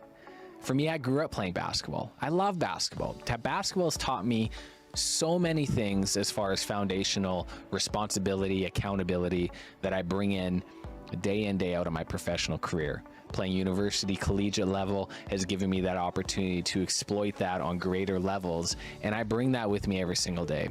And that's where the basketball comes into place. But the basketball is not just a basketball, it's a very special basketball. It's signed by my favorite player as a child growing up. And this is a homecoming or a home welcoming gift for myself. And as you can see, I love talking about it, and I can talk countless hours about it. because I love basketball and I love diving into those things. And these are great opportunities to take away any sort of awkwardness when it comes to virtual events. If you run out of things to talk about, if your clients don't know what to talk about, very often I'm going to get a question saying, hey, what's the basketball in the backdrop all about? And that's what your isolation piece is going to be about. Okay, so let's dive into the importance of the backdrop as we get into this, of course. So confirming the backdrop, I want you to be mindful as a virtual professional, you need to keep your backdrop professional and subtle. Don't feel that you need to be claustrophobic. I've had a few clients where their backdrop is filled with a bunch of books, and it's okay, but it creates a very small and very condensed look to it. So these are very important things to be mindful of. Professional, I don't want you to be having any sort of sales goals, any sort of terminology in the backdrop that may cause some sort of just uncomfortableness when it comes. I was in a situation, for example, where the client had top targets to close for 2021, and they had all of the company's logos in their backdrop, and I love that, and we talk about this downstairs. However, as a viewer, that makes me quite uncomfortable because I'm looking at that individual as, oh, that's just a salesperson, right? It's no longer Garen Blaney the human. It's just, oh, here's another sales guy. And this is what happens when you're in virtual events. You want to humanize yourself to your audience so they can relate with you and they can have a more personal connection with you as the host. So professional and subtle is my highest recommendation when going into that. And I'm going to let you run all out with that. I'm not going to give too many more guidelines with that. If you are unable to create a professional backdrop, you need to be getting a green screen, a virtual backdrop, something where you can hide your surroundings, where if you're in a place where you're not comfortable with your backdrop, rather than just using the virtual backdrop, because when you use just the virtual backdrop, it's still going to give you the phrase in your body. It's gonna still see through as you move. We've all seen this stuff before. Investing in a high quality green screen is going to give you that opportunity where you can be anywhere. You can be in your mom's basement. You can be in the bathroom. You can be in GB3 Studios. You can be in the library, and you look uniform. So if you are unable to be in a position where you have to use a virtual backdrop, I strongly recommend investing in a green screen. Again, Elgato is a phenomenal company to be able to get you the high quality green screens that you're looking for, so you can really use that virtual backdrop and it can really create that separation from you and the actual green screen. Please stay away from aggressively motion graphics and extremely bright colors. It's very hard for our brain to process what's going on when we're staring at something through a computer screen. What's even worse is if we have to stare at a backdrop that makes us dizzy or makes us queasy, or if it's filled with bright lights that makes us feel uncomfortable, right? These are the things, and I highly recommend anytime you use a virtual backdrop, use subtle colors, use darker colors, use minimal motion so you're not making your audience queasy and they can still focus on you. I highly recommend staying away from bright backdrops. Bright lights like this for long periods of time, you're going to give your audience a headache. It's very hard to constantly stare at white light and light backdrops for a long amount of time. When we talk about virtual professionalism, we want to synchronize human face-to-face contact as much as possible.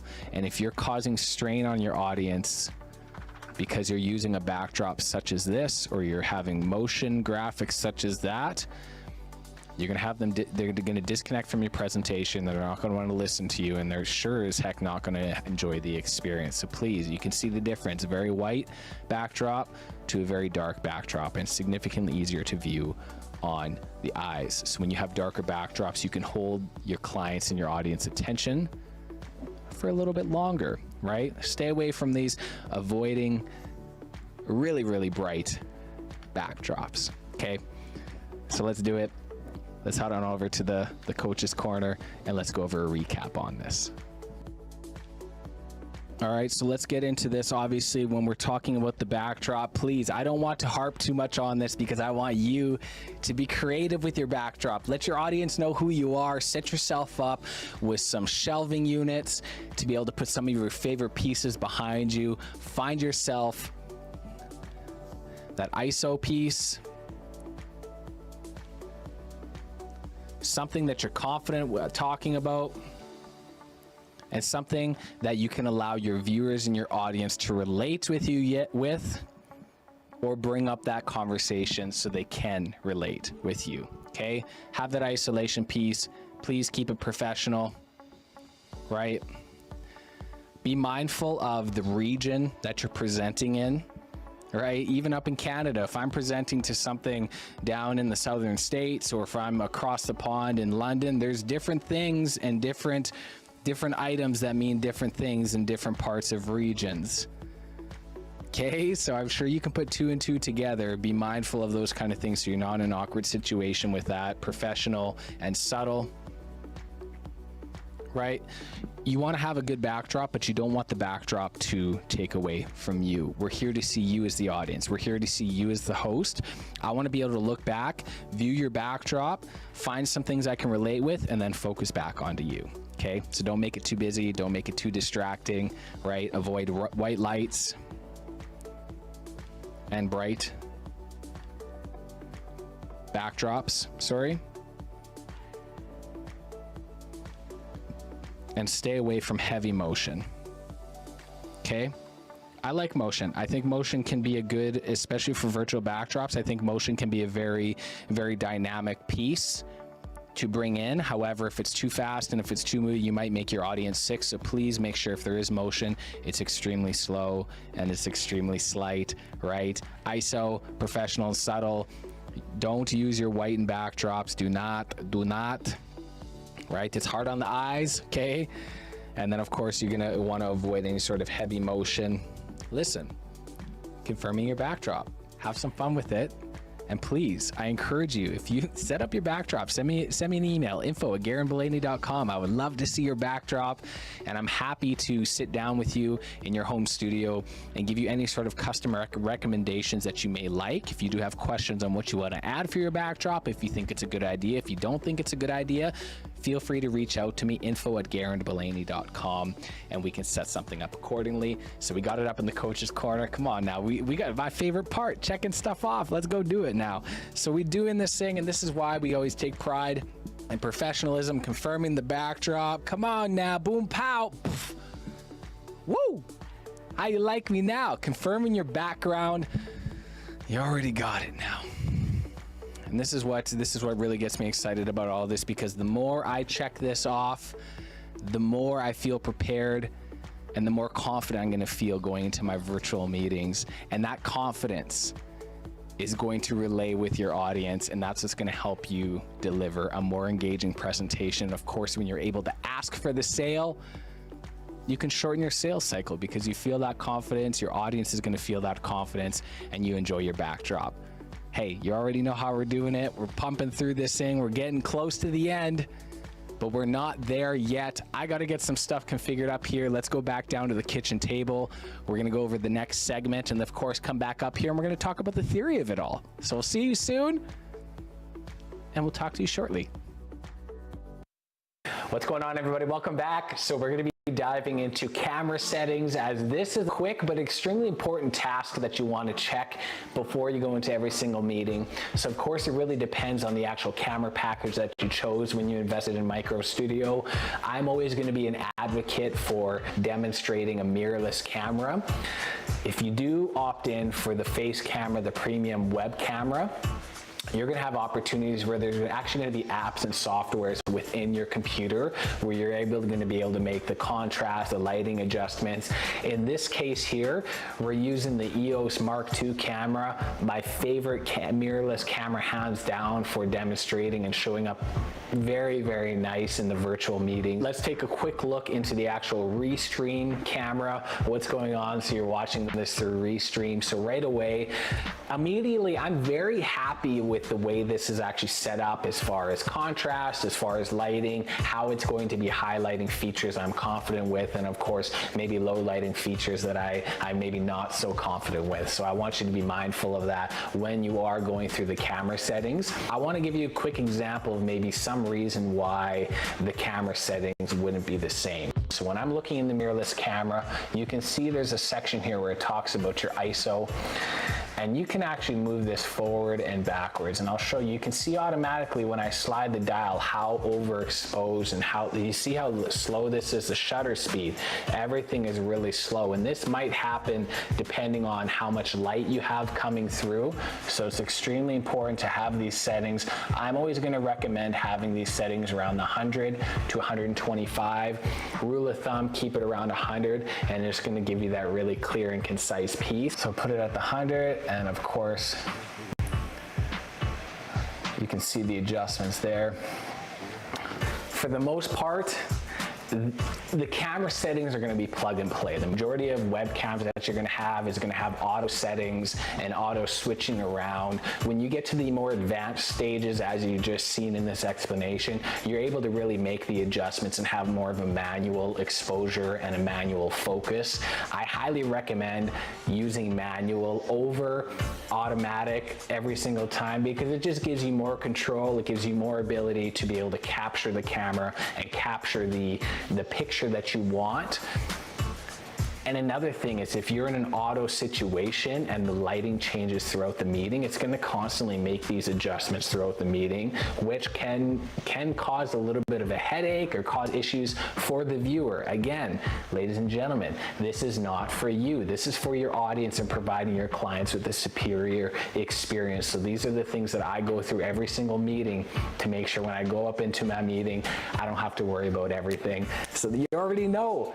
Camera settings, easy peasy, lemon squeezy. Grab your virtual event checklist, give yourself a big old check mark with your camera settings.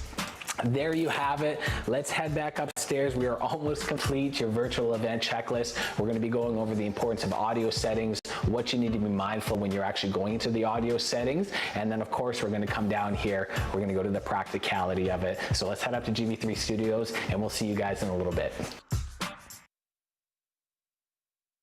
All right, we're back, and we're going to be going.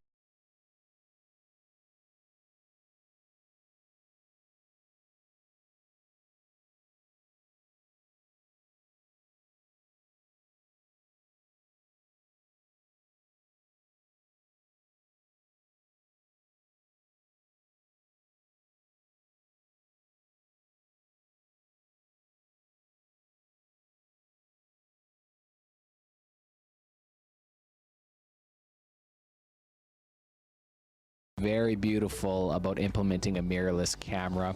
However, it does come with significantly more settings when you do invest in that. So when you are choosing what package you want to go with, just be mindful there is going to be additional trainings when you go with the mirrorless camera section. When you don't have the mirrorless camera section, there's an amazing opportunities, and there's different strategies that you can start implementing that's going to give you a better picture without having to physically actually upgrade the equipment.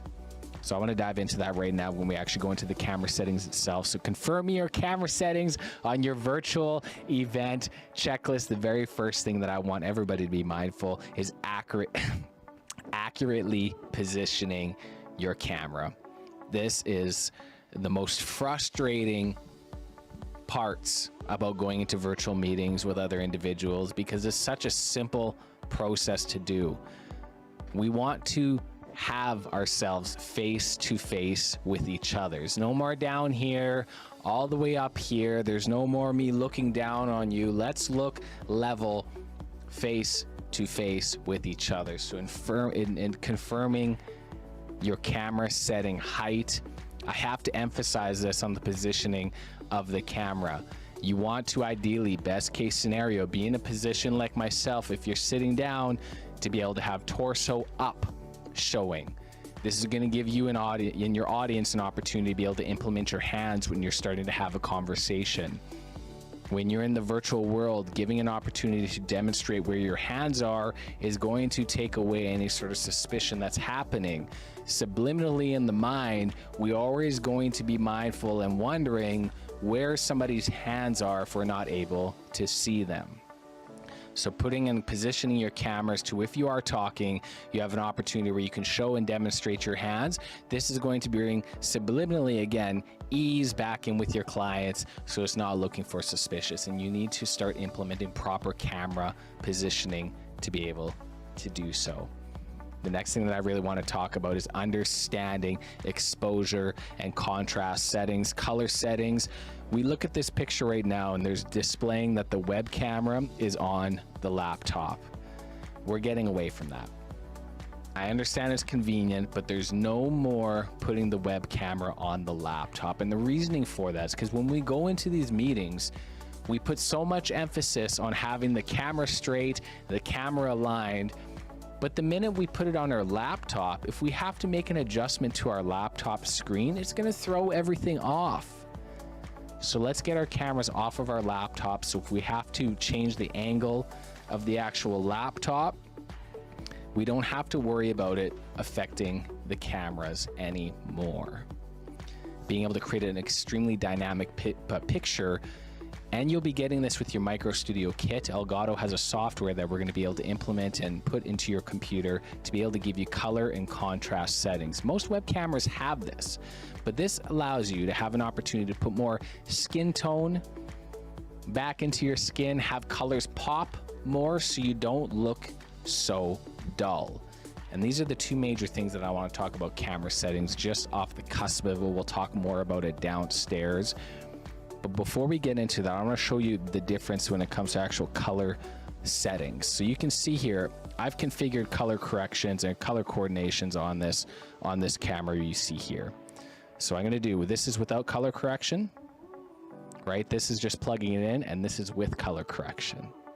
See how drastic and how nice that is? And it's very, very subtle correction. So without color correction and with color correction. And that's something that you obviously want everybody to implement. And I will be bringing out digital educations and trainings of what we should be doing and implementing that. When you invest in your starter kit MicroStudio, you'll be able to get all this digital information and digital training so you can make these adjustments accordingly for yourself.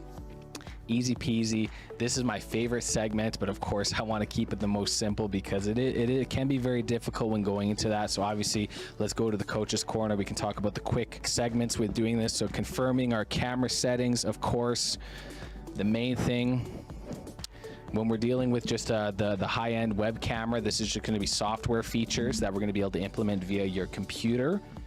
When you invest in the MicroStudio Advanced package, that's going to come with a mirrorless camera.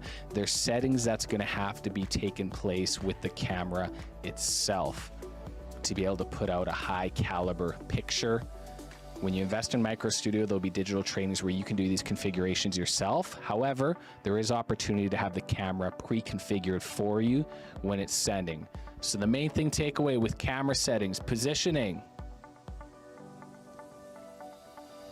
Okay, no more on laptop, please and thank you.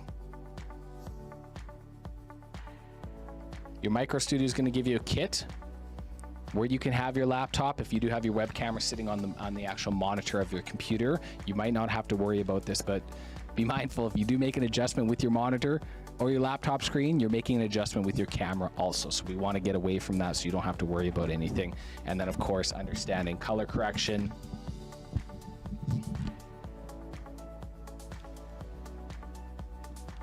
Color settings. And this is really important because when we're dealing with color settings in different lighting situations, okay?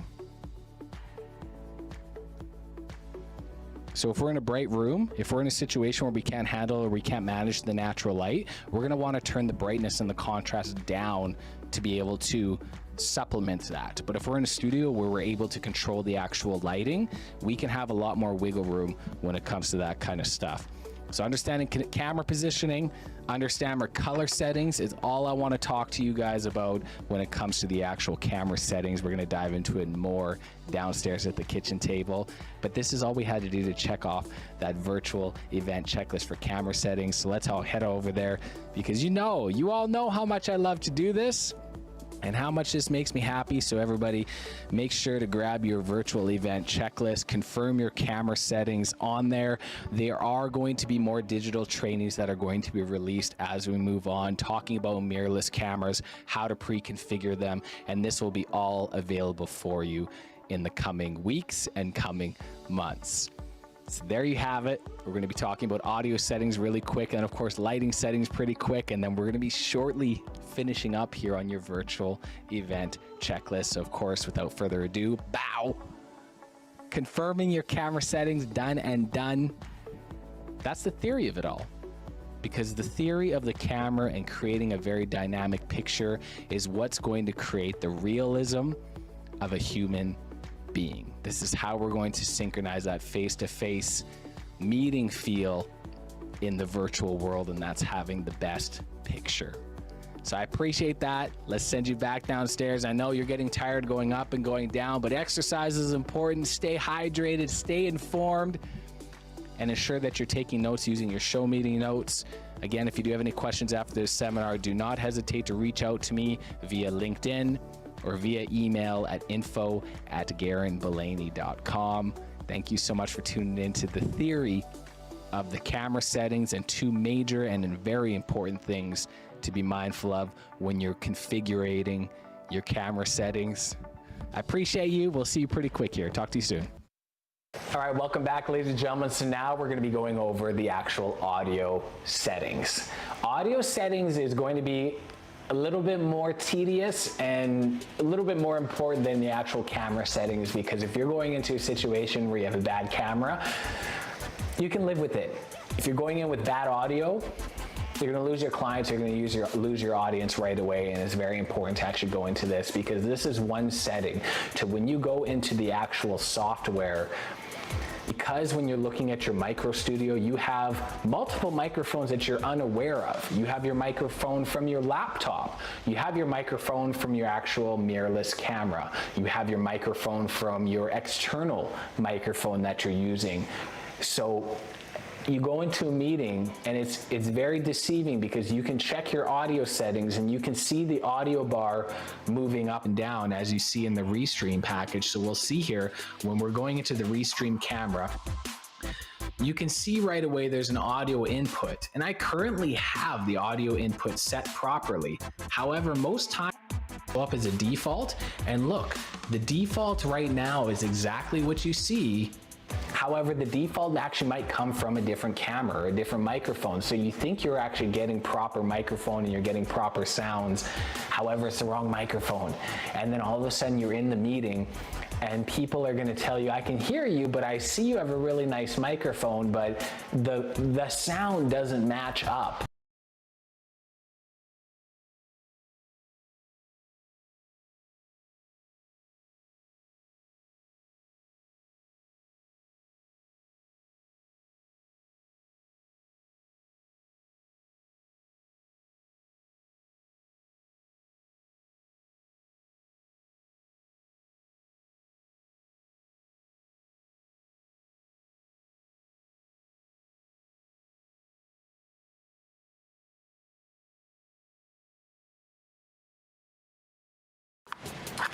What's going on, ladies and gentlemen? You're currently watching the Restream camera with just having the microphone in itself. What I'm going to do is I'm actually going to plug in this external microphone that would be attached to the camera so you can see the audio difference right away.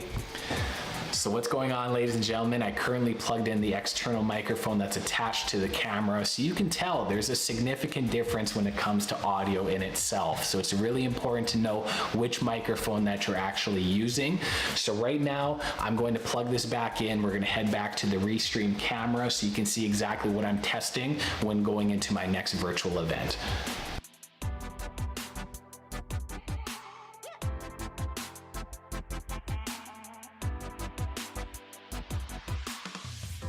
All right, so we're back into the Restream screen, and this is exactly what I'm going to be doing when I'm actually testing my microphone right now. So I'm going to be immediately going to the settings tab, and then I'm going to be immediately going to the audio tab. It's extremely important to know which microphone that you're going to be using. When you invest in MicroStudio, you're actually going to be given an audio interface, and this is an actual hardware that's going to allow you to control your audio manually without having to go to the screen and click with the mice and everything right now. So you can see right now, automatically, we're talking about a default. So now I want to go into the audio, and I want to make sure that I have the proper communications microphone, Scarlett Solo USB.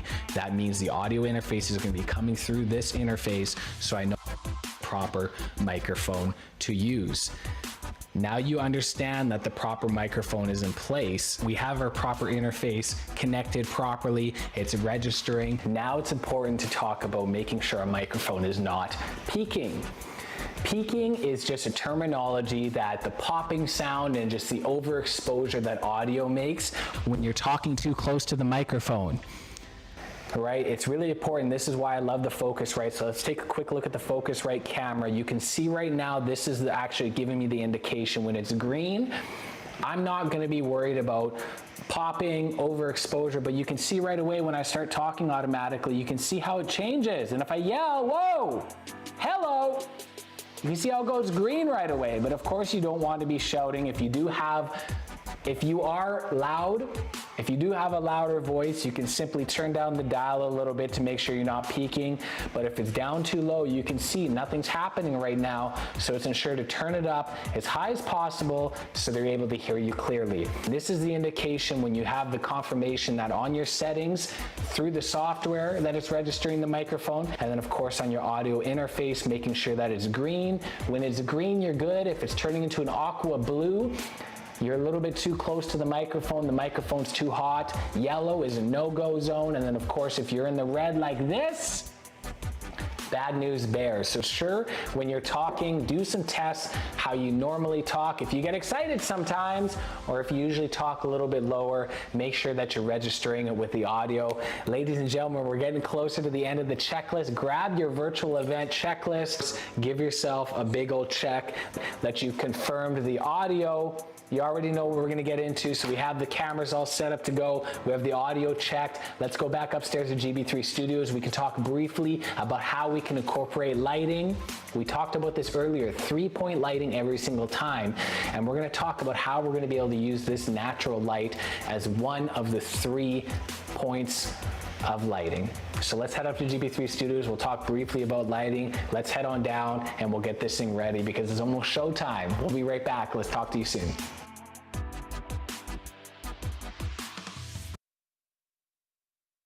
All right, we're going to be diving into one of the most difficult and hardest tasks to maneuver and master in your virtual event checklist. And that, ladies and gentlemen, is confirming your audio settings. Audio is king, audio is queen. You're losing your audience right away if you have bad audio.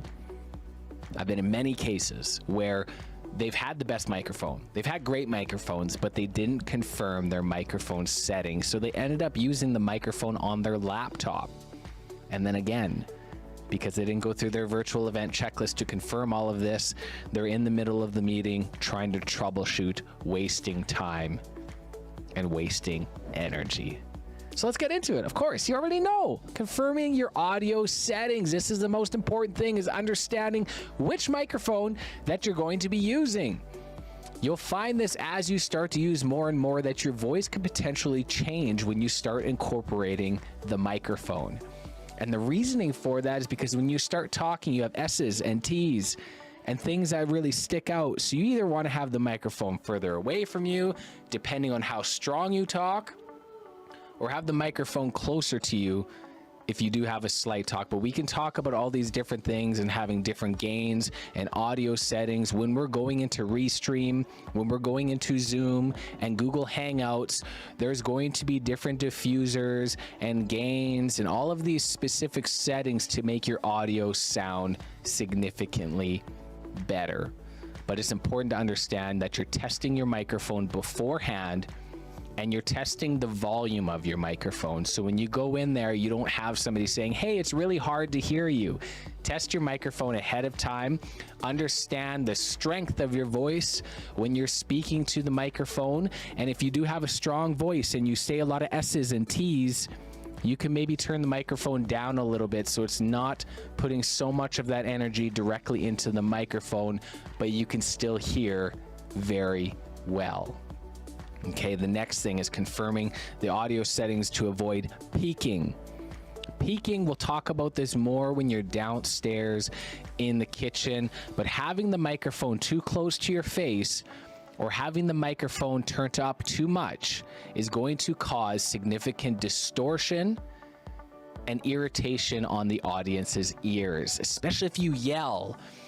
I've seen so many clients when they're on a live stream or they're on a meeting and they have the headset with the microphone so close to their mouth and they start screaming because they're excited, or they start shouting because they're passionate, and because they didn't check their gain settings, it just sounds completely distorted. Keep it in the green, ladies and gentlemen, depending on the interface that you're using. Green is good, yellow is not great, red is no bueno, and we'll talk about that downstairs. The MicroStudio kit comes, the more advanced case comes with the interface, the Focusrite interface, where you can automatically turn the dial with your hand. The starter kit of the MicroStudio actually comes with a Wave 3 Elgato product, and there'll be software settings that you can pre-configure. And you can actually add things like limiters and gains. And these are a little bit more advanced settings that we'll dive into another digital training, but it's important to understand how to talk to your microphone, how to use the strength of your voice to your advantage, and don't do things like peak. Because when you scream, it kind of hurts, right? So putting on diffusers and things like that to soften up your voice is extremely important. Of course, accurately placing your microphone. If you have a dynamic microphone, aka a Yeti microphone that picks up a whole room, you do not need to have that microphone within the frame. You could have, I see this so much, we'll be in a position where their microphone will be right in the frame, but all you have to do is just lower it a half an inch to get it out of the frame, and that can still hear you good and clear. Some microphones, such as you're listening to right now, requires it to be more close because it's not designed to pick up a whole room. Entry-level microphones are designed to pick up a whole room, so there's absolutely zero reason to even have the microphone in the frame. It takes up it's very distracting, and it's not necessary. If you're in a position where it needs to be necessary, don't feel bad. But if you have an opportunity, if you're using these baseline microphones like I know so many of you are, there is no reason to have the microphone in the actual shot of the camera. Move it away half an inch, get it out of the actual frame, and we'll still be able to hear you. And again, listen, when you invest in the starter kit MicroStudio, you can actually turn up the gain on that microphone. So you're able to move the microphone out of the frame without actually having to sacrifice the sound. This microphone requires it to be a little bit closer, but I could also add, I could do some settings to take it so it doesn't have to be so close to my face. So understand that with the frame, and we'll talk more about that when we go downstairs. So let's do this thing. Let's go over the quick reminders when we're talking and we're confirming the audio settings. Careful now, we got things falling in GB3 Studios. What's going on? Might need a hard hat, but not today. So you can see here, we talked about lighting. Look how much of a different picture this creates when you don't have proper lighting. Okay, this is a really good opportunity because we talked about this earlier in the seminar, keeping your batteries charged. So in between, I had to charge the batteries again, and I forgot to put it on the actual camera. So let's make this as an educational factor to take a note of how the picture looks right now without having the light. Please hold. I'll go grab the light.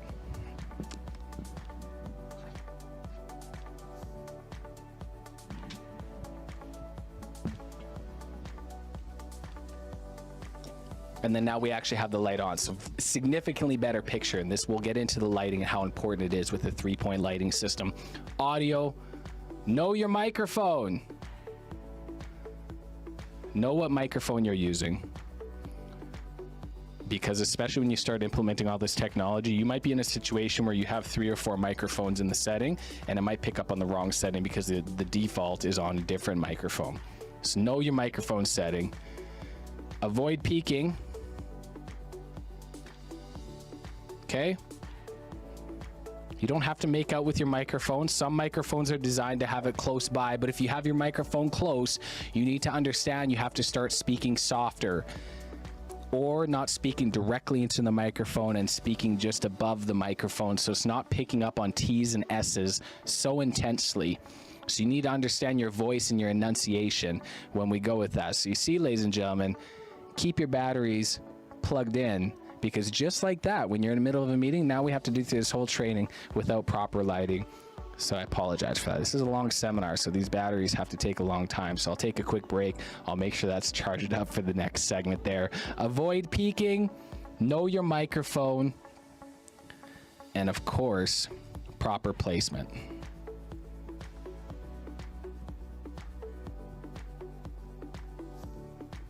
Okay? Most of these microphones don't need to be in the actual frame. You can lower it down a little bit, get it completely out of the frame, and you can still be heard nicely, okay? And it creates, again, getting away any sort of distractions or avoiding, but if you do have a microphone that's a condenser microphone, for example, a condenser microphone doesn't pick up so much outside sounds, whereas a dynamic microphone picks up a whole room. All these entry-level microphones are going to be the ones that pick up the room. So you either have to have your settings properly configured with your software, or you will learn how to actually speak with the microphone. See, these are the top 3. And again, confirm your power and battery. Make sure your batteries and everything's all plugged in so you don't have to worry about stuff like this going out. Ladies and gentlemen, you already know. Let's get back to the board. Let's do our thing. Let's do our thing. We already got to do it. Hit them with it now. Boom. We just confirmed our audio settings, ladies and gentlemen. We only have a couple more left. You're 3/4 to being virtually professional. And I'm excited for you because I'm getting excited. I feel this. I feel that we're getting close to the end of the checklist. And once you're done this seminar, you're going to have the confidence to go any sort of virtual meeting and feel great. Start to close more deals, shorten sales cycles, gather an audience, build a community, because they see that you're trying. And as human beings, when we see other people trying, we want to be associated with those people who are trying. So when they see you going through this much effort and this much emphasis on your virtual event checklist to ensure that you're providing your clients and your audience with a superior experience, they're going to see that and they're going to want to be associated with you. You already know. I'm gonna send you back downstairs. I'm gonna charge that battery so the light don't go out on us, and we'll talk to you soon. All right, ladies and gentlemen, we're back. We're gonna be going to the lighting. Lighting is the most underutilized system when I talk about the tripod of virtual professionalism, right? Good audio, good visual, and great lighting. You'd be surprised, and when you're in a situation and you start utilizing lights to your advantage, you can make even the most simple webcam look like a complete rock star in a crystal clear picture when we're talking about showing up in the virtual world.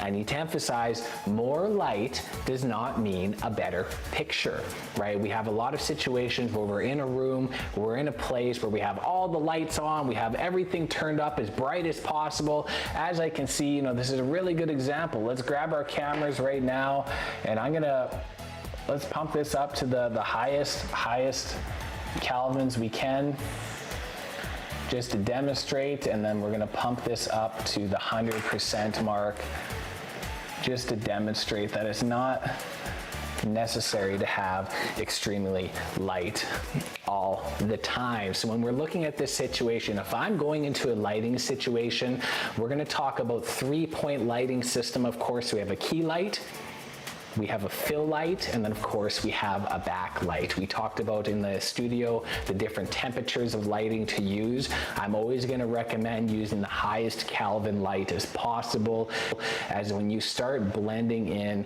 as far as your 2 main lights, when you start utilizing more of a warm light, you're gonna give yourself a little bit more of an orange tone, which might come across as being a little bit of, you know, of an Oompa Loompa or something like that. So we want to avoid that at all ways possible. And of course, we need to be mindful of individuals who wear glasses, right?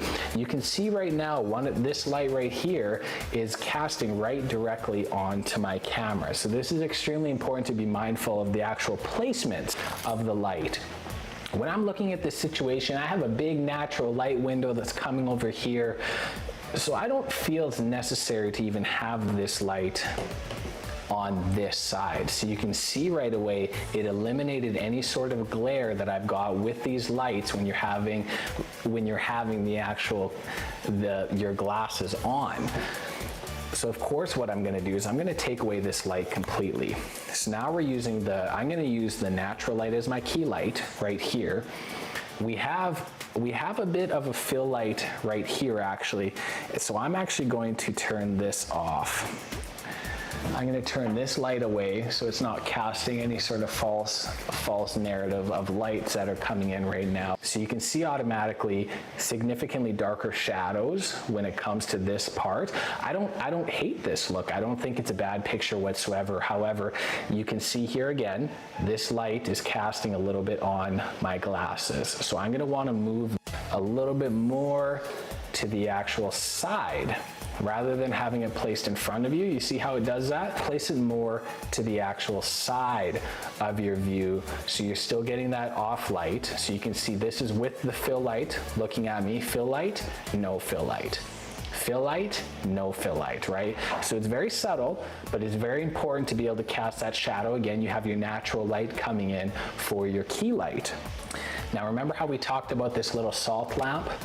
I love incorporating backlights as a third light option. It creates depth within your backdrop and your actual picture, and it allows you to kind of highlight some things. So you can see here, I actually have a light right here. This is another Lume Cube light that I actually use, and it's just a great opportunity to kind of highlight some areas that you can see here. If you wanted to highlight something like that, create a little bit more contrast or something, right? You can see automatically having something like that is great. And if you want to highlight features, this would come better in handy if we're in a darker situation and we want to light up a little bit more features. So you can see here, that might even be a great opportunity to have a third point lighting system. Right? Just to create a little bit more dynamic with your backdrop and again, create that depth. What many don't know is when you're implementing a third light is a hair light. How drastic a hair light can actually be when you're doing your virtual presentations. And again, it just creates that depth within the space in this crown area, so creating that situation. So remember how we had this light, we didn't necessarily need it.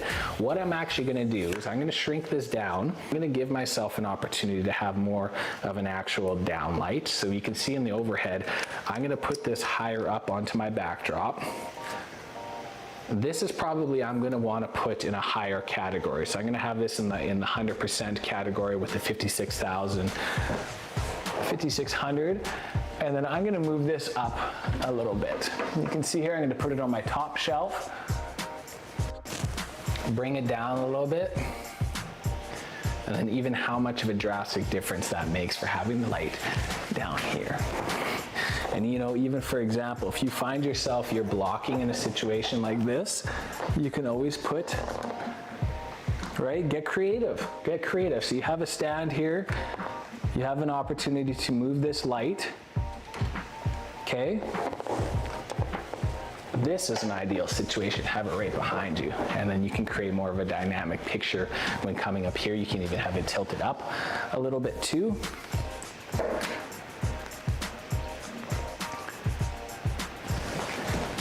To create that backdrop. So that's a great opportunity. And again, because we're in the actual such natural light right now, it's not as drastic. But of course, if you're in a darker setting, if you're in a darker scenario where you need to light up the picture, that is a great opportunity to do that too. So there's your 3-point lighting system. Right now, I mean, you can even see here, you can bring it over here. It's not terrible. It's overexposing, right? Find yourself for having too much light on this one side. And a great option is you can even have this, again, cast light on the backdrop. right?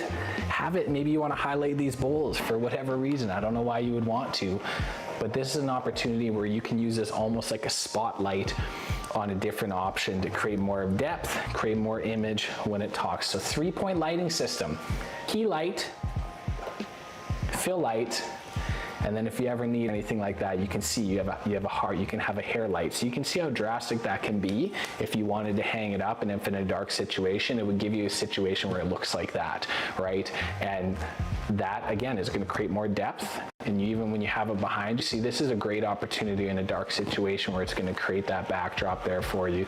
You can have it hidden a little bit there, but of course you're going to have to be a little bit more creative. But that is one of my secret tips. Lighting, there you go, there you have it. There is my lighting system. So I'm excited to have this coming in. So I have my backdrop, have these multiple lights coming in. Grab your virtual event checklist.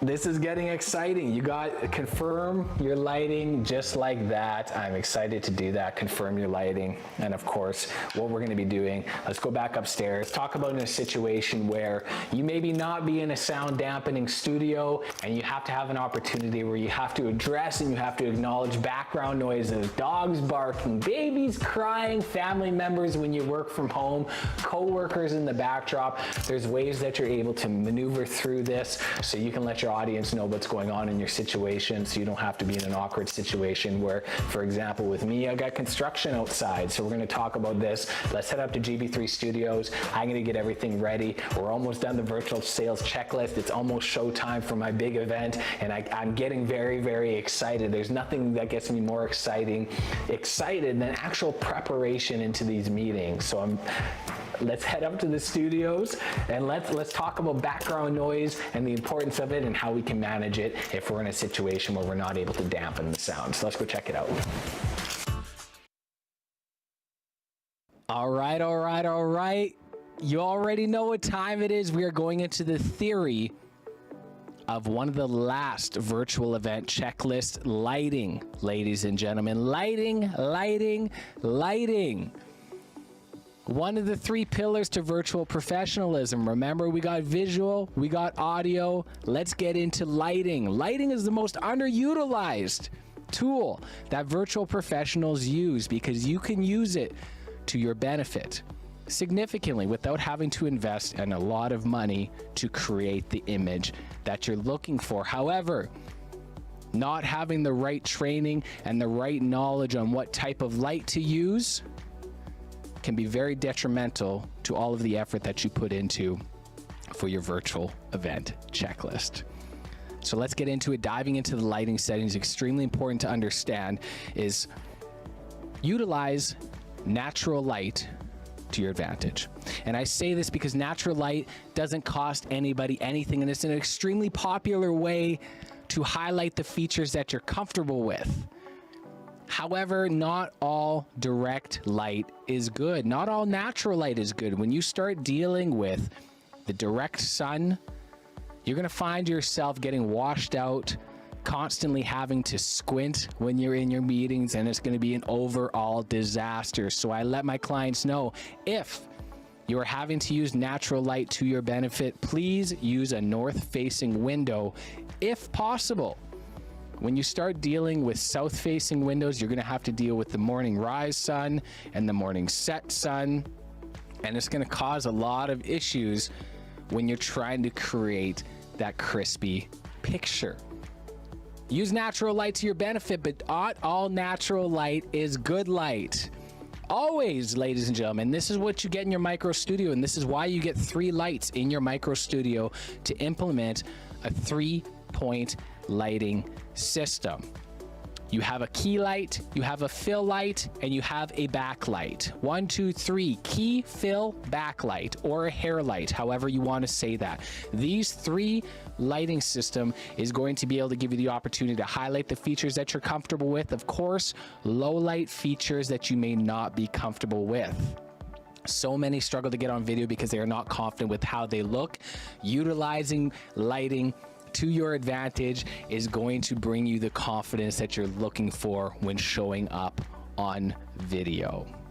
So 3-point lighting system, best case scenario, use the 3-point light system and get away from natural light if possible. If you aren't able to get away from natural light, there's ways that you can use it to your benefit, and we will talk about that down at the kitchen table. The way lighting is broken down is by Kelvins.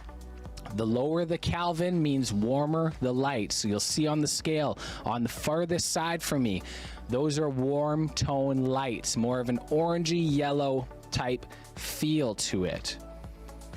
I'm always going to recommend use the whitest light that you're able to use. I use typically a 5600 Kelvin on my lighting process to give it the whitest light, because, and I'll show you in a bit how it can drastically change the picture. And very often when you're using warm lights, it's from individuals using lights from their roof, from their lamps, and it creates more of an orangey tone on your pigment of your skin. So let's do a quick example of what I mean about the Kelvins in itself. So we look right here, this is all the white lights that I'm using. And with just such a subtle change, I'm going to take this from the white lights, so 5600 Kelvins, and I'm gonna move this down. So you can see it already how drastically that's changed, right? So I'm moving to a warmer, to a warmer, to a warmer light, and you see how orange you can look. This is just me just sliding the dials from warm light to a white light. And I typically let my clients know that you should stay away from the orange lights or warm lights as much as possible. If I'm in a setting where I'm actually casting light on the subject, i.e. me, i.e. you, use warmer tone lights. If you're in a situation where you have to use the white lights, use the whiter lights on you, but the warm lights to amplify the backdrop and to highlight things in the backdrop. Because when you're using warm lights to highlight yourself, you're gonna look like an Oompa Loompa, right? So let's keep it to the white lights. This is actually 7,000 Kelvins. 56 to 7,000 Kelvins is kind of my rule of thumb when it comes to those things. So understanding Kelvins and understanding how to implement that when you're creating your dynamic picture. Confirming the quick reminders, okay? Let's get our lights set up here and let's move to the coach's corner, because these are going to be extremely important things to be mindful of. All right, so we'll get the lights turned on there. Let's switch it over at the coach's corner here, and I want to talk to you with the lighting settings. So of course, use natural light to your advantage.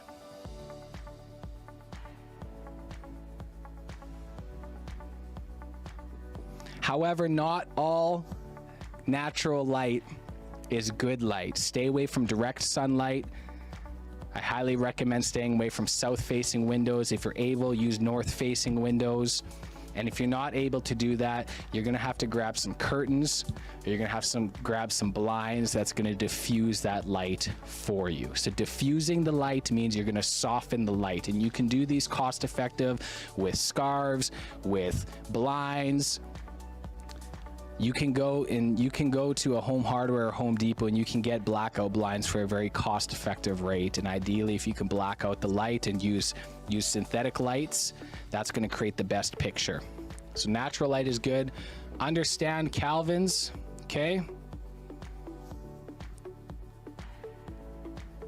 Which is going to let you understand temperature.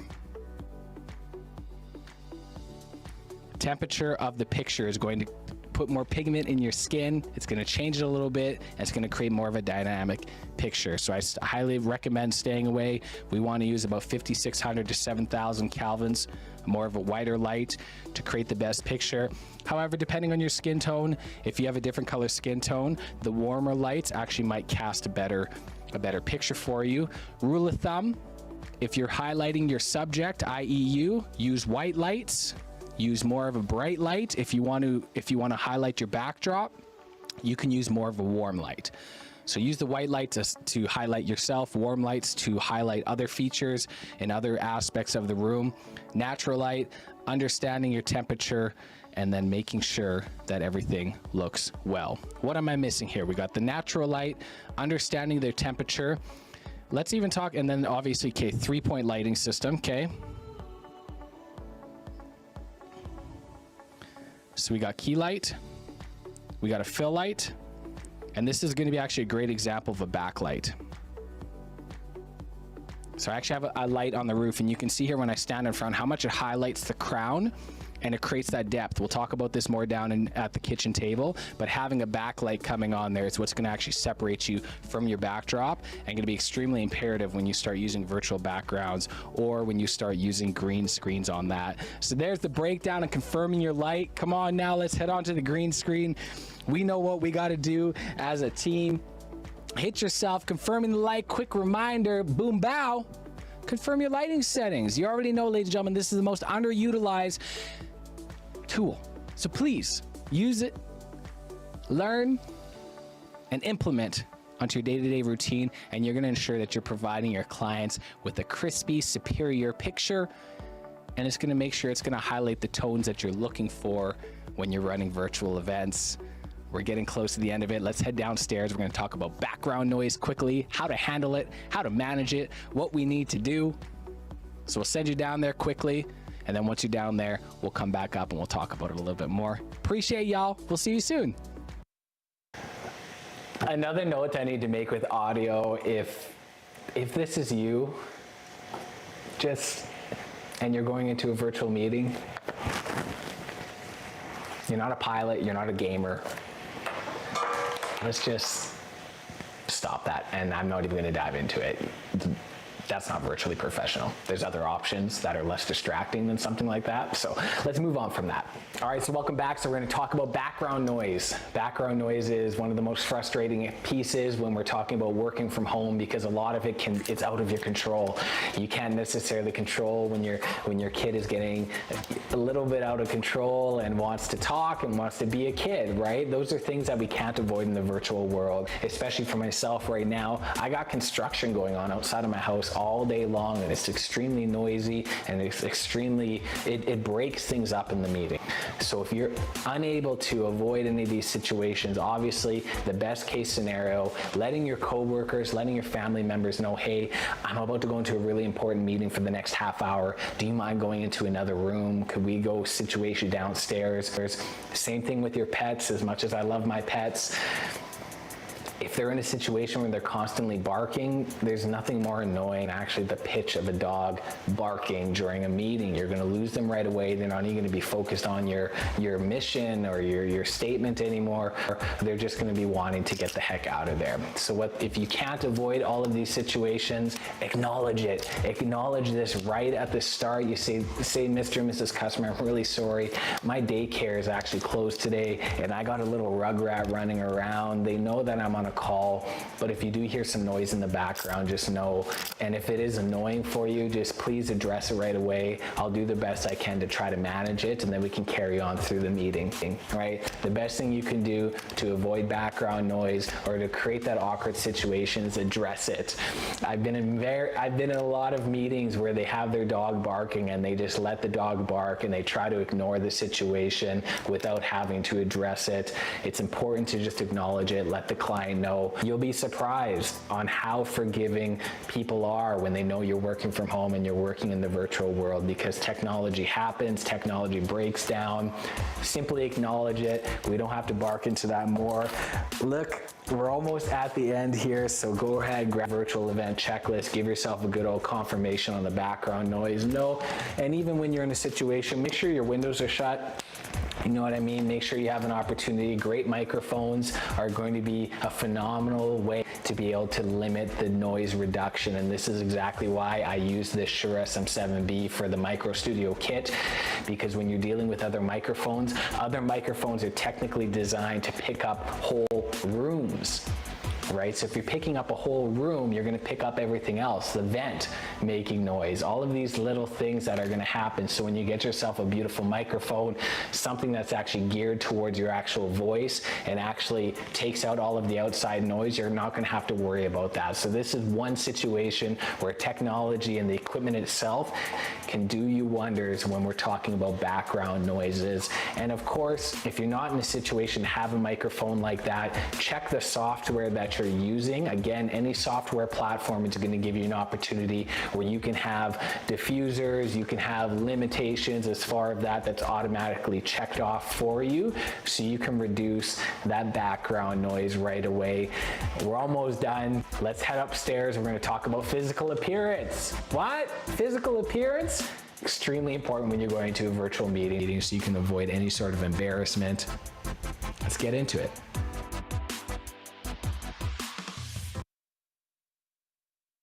All right, ladies and gentlemen, we're almost getting close to the end of the virtual event checklist. I want to dive into something that's extremely important for your audience: background noise. This is something that can be extremely frustrating for your audience because it takes away the ability to concentrate on your actual message, because you're putting them in a position where they can't hear you anymore, whether it's people talking, dogs barking, babies crying, outside noises that can be addressed and can be situated if you handle it. But most people don't even acknowledge it, and they try to ignore it, and it's putting more damage on their brand than help. We know that we all work in the virtual world, and many of us still work from home, so we are very accommodating for those who work from home. However, you still need to address these situations to ensure that you're the virtual professional, you respect their time, and you respect them taking the time to listen to your message. So avoiding any sort of background noise and ensuring that you have their undivided attention is extremely important to virtual professionalism. You already know. Let's get into it. What's extremely important if you're going into a virtual meeting and there's others around you, to let them know you're about to go into a virtual meeting. I was on a meeting last week, and this group of individuals were trying to pitch the idea of an investment. And as the lead person was going through the pitch, I could hear their significant other in the kitchen making obnoxious noises, being extremely loud, having the sink run. And nobody acknowledged it. And it went on for a good amount of the actual meeting. You need to let others know that you're going into a virtual meeting. It's not especially if you work from home, it's not their job to monitor when you're going into meetings, when you're not going into meetings. It's imperative for you to address that for them and let them know, hey, I'm about to go into a virtual meeting. Can you please keep it down or go into another room? And if you're unable to do that, it's time for you to address this with your audience. Hey, Mr. and Mrs. Customer, I appreciate you taking the time to sit on this video call with me. I want to let you know that my significant other right now is actually in the kitchen cooking dinner for our family. So I want to let you know, if you hear some clanking or dinging around, that's kind of what's going on.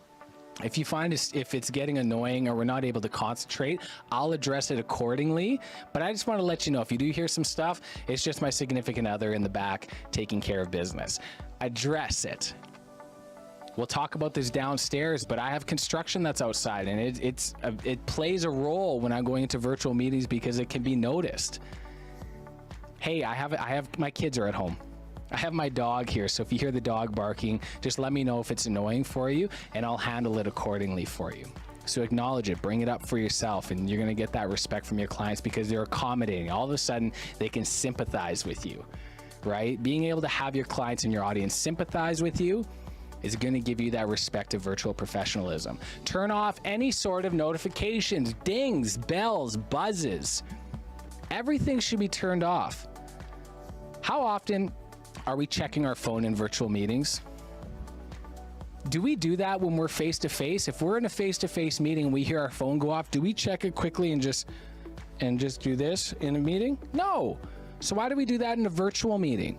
Turn off any sort of notifications that's going to take away the distraction for you, because when you have these bells go off, all of a sudden it's going to take away your attention, and because your attention got taken away, now you lost the attention of your audience. We don't want to do that. We want to maintain the respect and the undivided attention of our audience to ensure that we're getting our message out.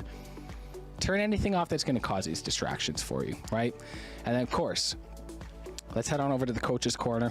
We can talk about these things briefly. I don't want to touch too heavy on it because the background noise, this is something that's very hard to manage, especially if working from home. There's only so much we can do as individuals to avoid background noises, but if we have a dog that constantly barks at everything, it might not be in the best interest to have the dog in the same room when you're going into a meeting. or simple things like acknowledging it. So obviously, right, know the background noises. Okay, we want to address it. We want to turn off any sort of notifications.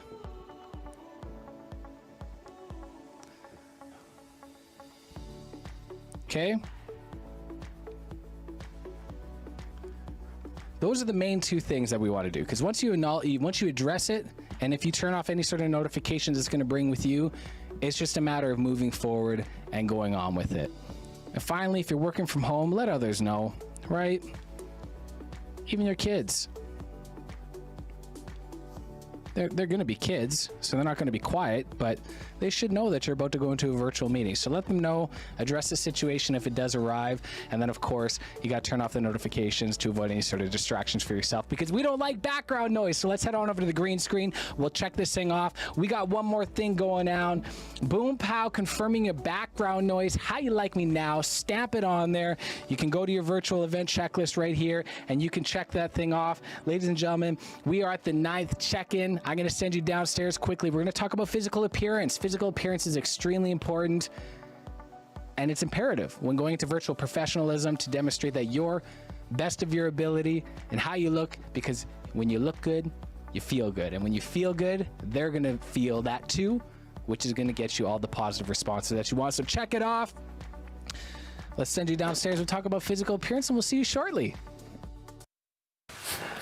What's going on, everybody? So obviously we're in a situation where I'm in the bathroom right now. This is the last thing that I do before I go into any single virtual meeting, and this is just not something that I'm spending a whole lot of time with, but I'm being mindful. I do want to make a quick note. This is what warm light looks like and how the picture, so you can see how different it creates a picture when you're using a warm light versus a white light.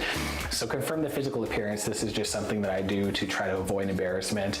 I've had situations where I've had food in my teeth, I've had something in my beard, I had a stain on my shirt, I've had my collar that was popped. So these are just all very simple things that I just want to be mindful of, so before I go and sit down, that I'm actually just in a situation that I don't have to worry about that. And it's going to make me feel less obligated to constantly look at myself. We have these issues when we're in virtual meetings where we look at ourselves more than we actually look at our client, and that's due to just insecurities. So of course, what I want to do before I go into every single meeting, just make sure there's no smudge marks on it, right? So I'm going to brush my teeth quickly if I just had lunch or anything like that. Of course, I'm going to floss. Of course, I'm going to be using mouthwash and all of this stuff. I got my beard comb, so I make sure that's all good. Of course, quick check of the hair, making sure everything's right. And of course, I'll get my attire on, right? You know me, every time I go into virtual meetings, I want to look as professional as possible. So something like this, you know, you might not be able to notice. So simple thing, making sure that your collar is in place, you look good, because look, when you look good, you feel good and you're ready to go. So right now, I'm confident, I'm excited to go into this meeting and talk to these shareholders about why MicroStudio is actually going to change and revolutionize the way hybrid workers work in a remote setting and how we show up on video. So I'm excited, confirming the physical appearance. Hey, what do you think? I think I look good going in the virtual meeting. Let's head back downstairs to the MicroStudio and let's wrap everything up. So we'll be right back.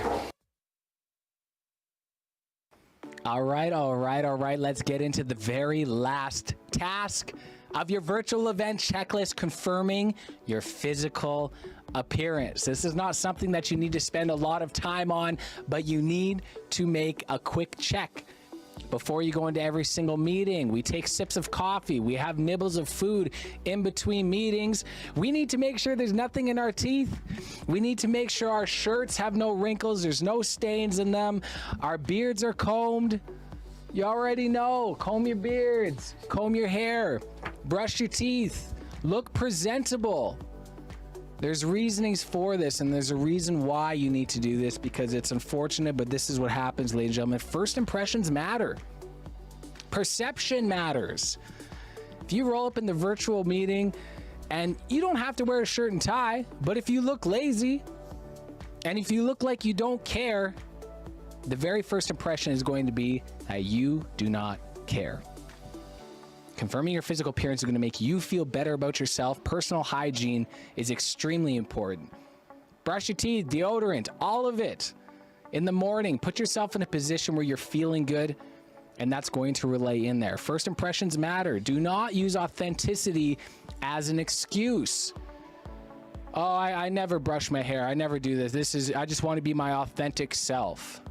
I get this a lot even with the equipment. Oh, I don't want to use anything more than a laptop camera because that's just me being authentic. No, you're making excuses for yourself to make you feel better about yourself.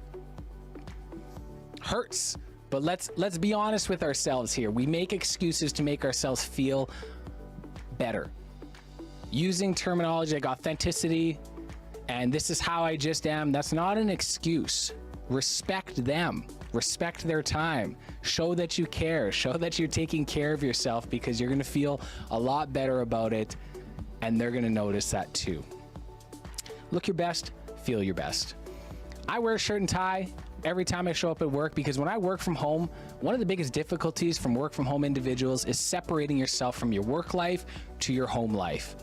When it's a work day and it's time for me to go, I put on my suit every single day because it makes me feel confident, and it's also very hard to take a nap in a full suit.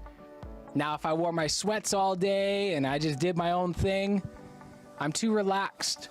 I'm too much in vacation mode. I'm too much at home mode. And my results reflect that accordingly. And hey, if I'm wearing my sweats, I can go quickly take a 15-20 minute nap.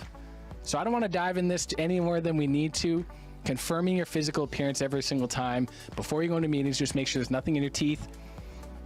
Make sure nothing's popped, nothing like that. Very, very simple. It's imperative to do these things because you need to care about yourself if you want to care about others. So I get into that. Obviously, quick reminder, we'll go to the board because this is the very, very, very last, confirming your physical appearance. Okay. Keep a mirror close by. On your desk or anything like that if you can. Just have a quick check.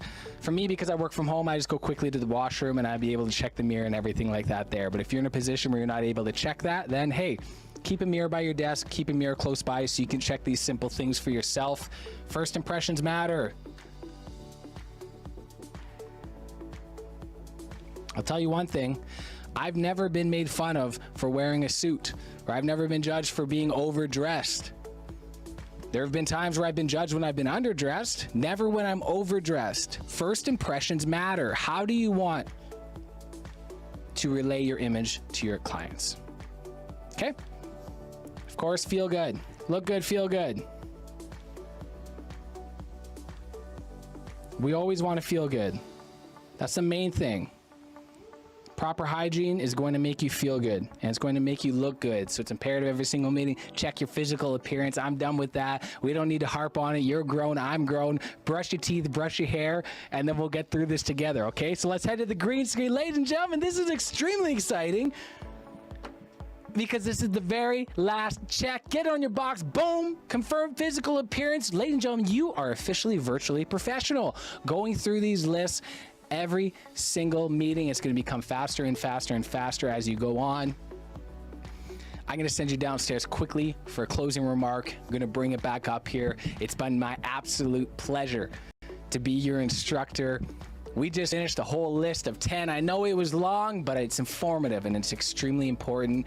And because you invested in digital content and digital strategies, you can go back and watch these videos anytime you need to brush up, or anytime you need a reminder how to become virtually professional quickly. I'm going to send you back downstairs for closing remarks. We'll come back up here and then I will certify yourself as a virtual professional. We'll be right back.